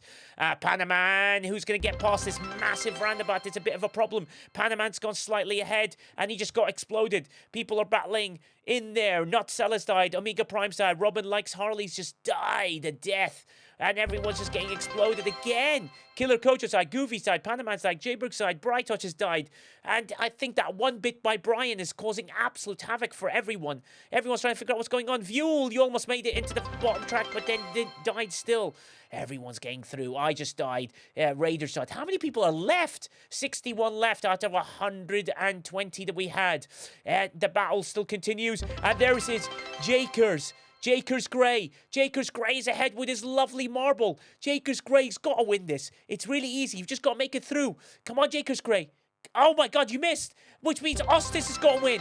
Then Tavi Mosa's right behind him. Tavi Mosa misses. Ostis. And the winner, oh my God, I'm so happy to say this. The winner is Lady Command. You win an STFC Briefings mug. Absolutely brilliant. This is superb. Lady Command, congratulations. You have won. Exclamation point Discord. You're already part of my Discord. Find me right hand side. DM me. Find any mug you like from STFC Briefings. .com. If you wait till tomorrow, the Starfleet Academy stuff does drop, so you can choose that instead. It took us a while to get that up, as well as KJ's pity mugs, so those are available then. Lady Command, congratulations on the win. Find me, and let's keep it going. Wait, MJ you're Hat. selling my pity mugs and you haven't even given me one yet? Not selling, as in your pity mug will be sent to you. Lady Command, congratulations. Well deserved. Here we go. And we're playing again. Exclamation point play. Let's go. Race number 2 out of 5. If we can keep the hype train going, we will continue. Let's see if we can get the hype train to level 10. There's a 35% discount out as well. Helps the stream, helps the charity, ambitious about autism. So all your bits, all your subscriptions or your gifting of subs are vital for that. So let's see if we can do that and give them a very big donation at the end. Ghost Pepper, wow, kindly enough gives us 5 gifted. Thank you so much, Ghost Pepper. Keeps us going. E11E has joined in time, which is absolutely amazing. X-Witch play, let's go. Before I press it, Captain Chris Pike with 5 as well. Thank you so much. That's absolutely brilliant, Captain, and that's great for Ambitious about autism. And here we go. Last few bits. X-Witch plays. Tillers. You've made it in, man. They call Jane. Here we go. I'm about to press the button. Here we go. 10 seconds to go. X-Witch point play. We're at 121. That means KJ's got a very good chance of winning. You know, that's 121 people he has to defeat. 120 he has to beat. And here we go. The race begins. What a battle this is. We start off with Wickeds in the lead. Anyone can throw bits? Oh, Rage Star with 100 bits. And Retro Fury 50 bits. Rage Star got boosted. Retro Fury got boosted. Estotio got thrusted. J-Babe's got no gravity. Sammy Stitch got boosted with 100 bits, 50 bits. Wow, Virtual Army with 5 gifted to send us through. Wickeds, you just died. Thanks to Virtual Army and everyone else. Ghost Pepper's taking the lead. Jason V next right behind her. Jason V slow. Jason V very slow. Jason is very, very slow. Jason can't take a turn. Jason V right instead of left. Jason V not right. Jason goes ahead and he says, ha ha ha, but I'll be back. Just dive to the bottom. He's got a chance here to win. And here we go. Retro Fury with 100 bits, Virtual Army with 50 bits, Sammy Stitch with 100 bits, Ram Scoop, he's dying, everyone's dying. I'll be back is going ahead. I'll be back is still in the lead. I'll be back just got absolutely blown. Sean, you just got roasted and thrusted in a beautiful way. And now we're back to a battle here. What a fine moment this is. That as they're battling through, Retro Fury got boosted himself. D Camel got restarted. Unlucky D Camel. Retro Fury throwing 100 bits. Rage Star with another 100 bits. So many people are throwing bits. We don't know what's going on. There's bits being thrown everywhere. None of them are hurting KJ yet. And Captain Chris Pike got boom. Ostis got boosted. Oh, here we go. Virtual Army's got a chance. Ostis just died. Berlin World just died. And then we have someone towards the end because Fat Unicron. Oh, what a great name. Fat Unicron is in the lead. Fat Unicron's got shots here. Fat Unicron's working his way around the corner. Fat Unicron is now gone. Oh, no, he got stuck a little bit. It's an easy finish, though. Fat Unicron, you need to go forward. You need to go forward. Fat Unicron, make it way through. Fat Unicron, all you got to do is drop. Fat Unicron, this has got to be your win. Fat Unicron wins. You have won an STFCbriefings.com mug. X-Witch Point Discord in the chat. Find me on the right-hand side, Nigel, exec producer, and DM me for your mug. Pick anything from STFCbriefings.com. X-Witch Point merch. If it helps you want to go to the store, find any mug you like and get yourself an MJ hat. Again, second place. 2 second place finishes in a row in the MJ hat. What's going on? Yeah, I noticed. I'm not sure what's going on. I need to win something, man. What's really interesting. As I learned last week, second place is the first loser, and the community will definitely let you know about that. Well, the funny thing about it is Nif's not here, and MJ Hat's finishing second all the time. What's going on? That's interesting. Here we go. X-Witch Point play for number 3. Yes, MJ. Go on. X-Witch Point play. Let's go. Chance here for mug number 3. Let's keep this hype train going. We're to level 6. We're not far away. We need to get to level 10 if we can. 1 sub away to get us through the level 6 and finish it off. X-Witch Point play. Let's go. Throw these bits in and let's see how it is. Loads of chances to win here. X-Witch Point play. You win another beautiful mug. Who wants to get a mug? Lady Command cheered with 1 bit, another bit, and the 3rd bit. And I was like, oh my god. Are you allowed to donate a sub to a specific person that's not in chat? Like if I wanted to donate a sub to a specific Scopely employee, am I able to do that? Yes, you can. You click on their name and you can I think you can donate to chat. I don't know how you do it, but you have to find their name and then click and then donate a specific gifted sub, I guess. So yeah, that'd be interesting. I guess you can. Yes. X-Witch Point play. Let's go. We have 116 in. We're missing a few. Atavimosa, you made it in. X-Witch Point play. Let's go. I'm about to press start. Moth, you made it in time. Here we go. I'm about to press start. Let's Formatron. You made it in. 10 seconds for mug number 3 out of 5. Here we go. Unless KJ's going to throw something in. I have no idea. Thun Freelancer, you have made it in. Susie, you made it in. Here we go. A chance to win some merch. A mug from the store. Here we go. 50 bits or more. Retro Fury with 50 bits to send herself into an absolute booster. Tiller's just died. Mr. Claus got iced, which is quite strange because Mr. Claus would only be in snow. And the battles continue. Retro Fury, a Q-Dog be lurking got boosted.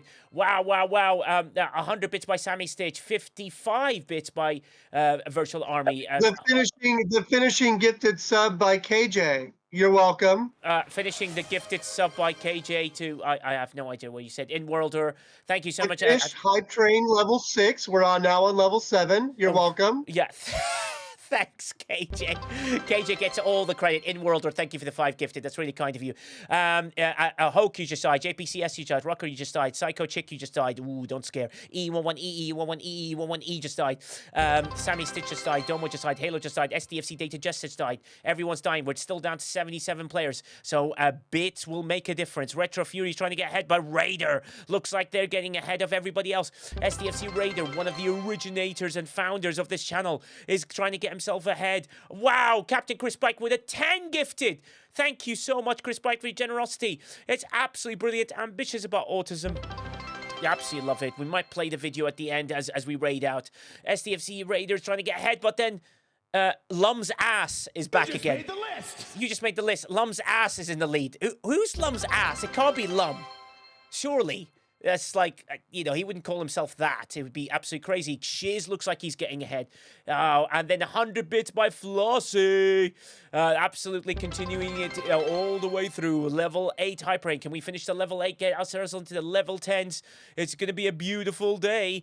Candid Onion's trying to get in the lead. However, we do have someone's about to finish. Virtual Army looks like he's going to win. VA's going to win. VA wins. Virtual Army win. Q-Dog be lurking is second. Murphy third. Death on Arrival, 4th. Flossie, 5th. Fuzzy Tribble, 6th. Sirdans, 7th. But the problem is only number 1 wins. Virtual Army, congratulations on that. Oh, wow, Sniper with 10 gifted. Thank you so much. And it's pronounced Lamias. Lamias STFC Day. Okay, Lamias, you're ahead, not Lum's ass. Unfortunately, Jason V-Neck didn't even finish. You almost finished in the hole. Hey, you almost got to the final goal. Virtual Army, you know what to do. DM me. Here we go. We're getting to number 4. Mug number 4. Here we go. Exclamation point play. Let's go, let's go, let's go. Last few chances here. Let's keep going.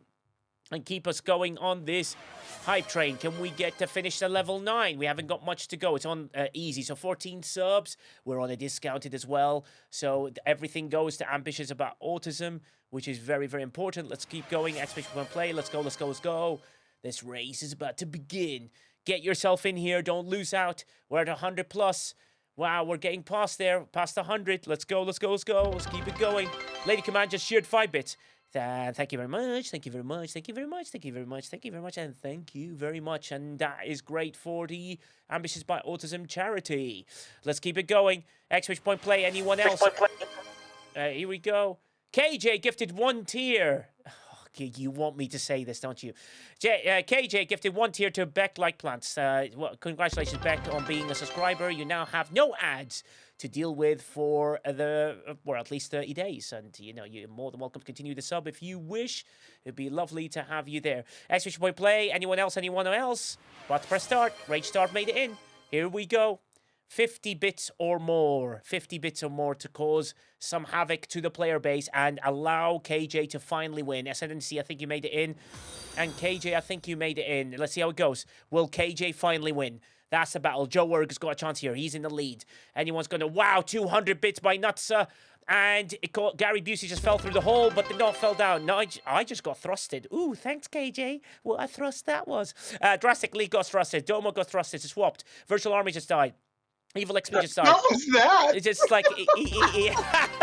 KJ's like, wait a minute. Did I? KJ will one day throw some bits in. Who knows? Here we go. Some freelancer got dingles. Sammy Stitch got boomed. Well, I gifted 2 subs today. Leave me alone. No, we need bits. Throw the bits in. Come on, Sammy Stitch with 100 bits. Flossie with 100 bits. Some freelance at 100 bits. Everyone's trying to cause some havoc here. And we're trying to see who's going to win, but everyone's going round in circles, which is not really a good idea. STFC Data Jess doesn't know how to go forwards. Maybe she's learning from NetNiv how to go backwards. And that's the important thing in life. But here we go. People are trying to reach it at the end. Are we going to see any winners? People working themselves all the way through towards the end of this. Who's going to win this race? Everything's moving across, and we're there at the head. And Fat Unicron's taking the lead. Can Fat Unicron do a doubler? Oh my God, Fat Unicron's gone ahead, which means Fat Unicron will be eligible for something else. Can he get 2 wins? It's not possible, can he? Can he do it? Fat Unicron's taking ahead. People got to throw bits around to that. Rep Rosant on that. Sammy Stitch is the last person to throw some bits in. 100 bits. Anyone's trying to try and ruin this? I'm here for the commentary. No idea how to play, says the Cookie. Cookie, you just put exclamation play when we start the race and you can get yourself in. However, Ascendancy's taking a huge lead. Ascendancy's worked his way through. He's one of the gifters of pity mugs towards KJ. Can he gift another pity mug? Here we go. Ascendancy's working his way through. Missed the hole, Ascendancy. Ascendancy, oh my God, you jumped through above the hoop. Soji, Real Soji Man, Calstat, everyone's missing. Oh my God, Martuk GC. Martuk GC wins. Martuk GC, you win a lot from me. Well done. Congratulations, buddy. You have won a mug. We've got 1 minute left on this level 9 hype train. 12 subs to go to get us there. Let's see how that works. Or you can do exclamation point tip and directly gift some money to the charity. Either way, it's all good. 50 seconds left on the... oh yeah, so to give to a specific person, you just click on the gift subs, and then there's a link that says gift to the community or gift to a specific viewer. Yeah. And you can even gift anonymously if you'd like, but I didn't do that. All right, brilliant. Exclamation point play. Here we go. We haven't got long on this. 30 seconds left for level 9 hype train. 7 subs, sorry, to get us there. Not far at all. Let's go. Exclamation point play. Any more. If we can get to level 9, we'll not be far away from 10. 15 seconds to go, 7 subs. Here we go. There is the discounted on. KJ has made it in, and press exclamation point play. Cookie, press exclamation point play. Get yourself in there. And KJ's gifted subs are doing really well here. Maybe I'll send them at 3, 2, 1. We're almost there. This will now be the last race for the final subs. And Captain Chris Pike, did he make it? No, you missed it by 10 seconds. Sorry, by 1 second. Captain Chris Pike, thank you so much for the 10 gifted. They're will to be going towards the charity. Thank you so much, buddy. Damn it. I know, it's just like the last few seconds. It took too long to scroll. I had pressed it more than 10 seconds ago. And it was like working. I know, but thanks anyway, buddy. No, I appreciate it. It'll still go to them. Peace and assimilation, you made it. And press start. Here we go. Press start. KJ and his pickles are dancing because he wants to be pickled and, use the pickles for different ways. Tillers, you made it in. Drastically, you made it in. Here we go. Let's go. And the race begins. Here we go and see what you can do. Is anyone going to throw some bits in? Let's see how we can make this happen. Christian's taking an early lead. Taco Max says, anyone? 100 bits just being cheered right here. 100 bits to cause absolute havoc in every way possible. 100 bits by some freelancer to try and absolutely cause the pain of doom. Demon's Brother, Brightosh is ahead. Almost died. Brian Racer just died. J Bibbs just died. Panda Pirate died. Jeff Games just died. Frizzy Triple just died. Real Sojum just died. So many people died. Omega Prime just died. Rage Starve just died. Cube Dog B Lurkin just died. In Worlder, just Kevin with 100 bits. In Worlder with another 100 bits. Everyone's trying to throw stuff in. Keep going. I've just been thrusted. Ooh, KJ, thanks for your thrusting again. Oh. And here we go. Captain Thunderpants. Oh my God, Captain Thunderpants. KJ, what's going on? We got Free Feet Washer and Captain Thunderpants. And what's happening now? Captain Thunderpants taking the lead. Calby said you just died. People of Yule is trying to take the lead, but he's not sure if he can. It continues in there. Wow, everyone's getting exploded, but they survived that explosion in a very weird way because Yule is now taking an early lead, trying to work his way around the corner, trying to make himself through. But you can see him going all the way down. Look at this battle between him. He's trying to get down. Vule's now going to take a lead. Vule's there in the head. Can anyone's going to stop him? People trying to throw boosts in. That's not how we work. Goovy is throwing 100 bits, trying to cause some havoc here. And then Sniper's going ahead. Sniper's going to win this. Sniper's going around the corner. Sniper's saying ha-ha to KJ. Vule's right behind him. Free Swag and Brightosh. This battle continues. STFC Data just died. Lady Command just died. Oh my God, Free Swag. Sniper managed to trick them all, but he's giving Free Swag the lead just in case he gets exploded. Sniper's right behind him. Free Swag is just going around the corner. Free Swag wants to win some Free Swag, but Sniper's going ahead. Sniper's going ahead. Sniper's going to win. Sniper's definitely going to win. He can't possibly miss this. Sniper, go! God damn it, Sniper! You've got to work your way through. Sniper! Oh, misses, and Vuel wins. Sniper, you had to go through the Hopi thing. I mean, it was right in front of you. Oh, is that the part of the game? Yeah. Vuel wins. Thank you so much. Vuel, you won a mug. Go to stfcbriefings.com. Find any mug you like from the channel, or wait till tomorrow's drop of Starfleet Academy. It's your choice, and you can wait till tomorrow to do that. That's also there and available. In-Worlder just laughed at Sniper. Well done, Vuel. Well deserved, buddy. One of our massive contributors of the channel. I'll give people a choice. Would you like the Ambitious by Autism, or would you like the intro video to say goodbye? And we will exclamation point tip for the Ambitious by Autism, and anything you do will go straight. We'll send it to them. Can you actually control? I was the third person that died. Can't freaking believe it. Yay. Yeah, exactly, which is amazing. I played and still no idea how. The cookie exclamation point play, and then you throw bits in to cause that autism. It is for the video to close. I will play that, people. Everyone, go to Twitch, get yourself ready. I would like to give them as much as they can. I made this video with Tom Hooper, the director who did Les Miserables and King's Speech. So I'm very, very proud to be part of it and to do everything with that. Guys, appreciate you. Thank you very much. Until next time, I'll see you Thursday. See you soon. We'll raid out. Stay here. I want big numbers, because big numbers help big viewers, and we can make a difference for someone else in the community. Let's go. Ash, it's 7 o'clock. I'm not going in. You are going in. I can't. You don't get up and get dressed now, then there's no sleepover on Friday. That's not fair. Why are you punishing me? Because I've got to get you to school, love. Come on, now please.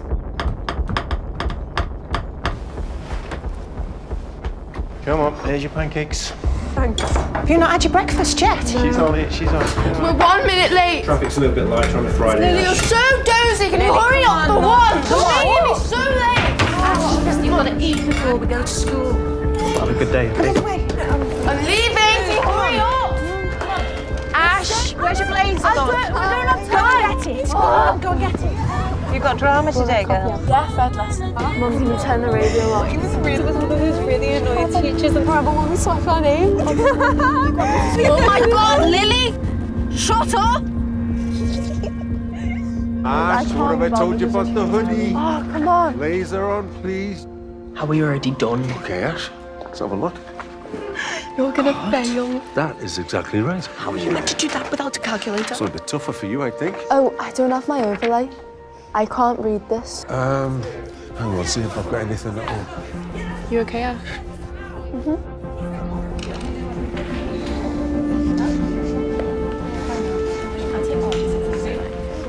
Every lesson so makes funny. So someone pushed me on purpose. I don't know, they pushed me. I want to go home. All right, I'll ring your mum. You go and sit in the sensory room.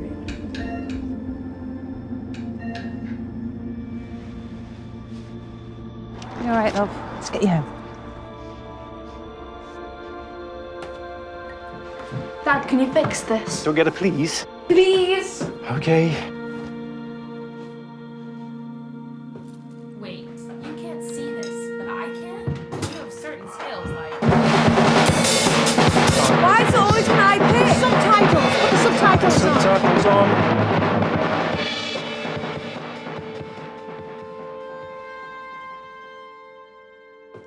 Ash, it's time to get up, love. Mum, have you seen my hoodie? I think your dad watched it yesterday. It's on the banister. Are you sure it's not here? Lily, have you moved my hoodie? Obviously I didn't. I'm gonna check your room because Ash, I told you. Ash, do not go in Lily's room. Lily, no. In upstairs. It'll be upstairs underneath your... Look, wet towels. And your blazer's on the floor. Mum, Lily's taking it. Whoa. Wait, enough. Look. Don't touch me. Don't touch me. I'm not gonna touch you. I'm just sitting here whilst you calm down, okay? I need my hoodie to go into school. I am not going into school without it, and Lily's taken it. I don't think she has. She has. I don't think she has. Okay? Calm. It's okay. It's okay. calm yourself down a bit. It's okay. Breathe in through the nose and out through the mouth. Ash, I'm sorry. I'm really sorry. Build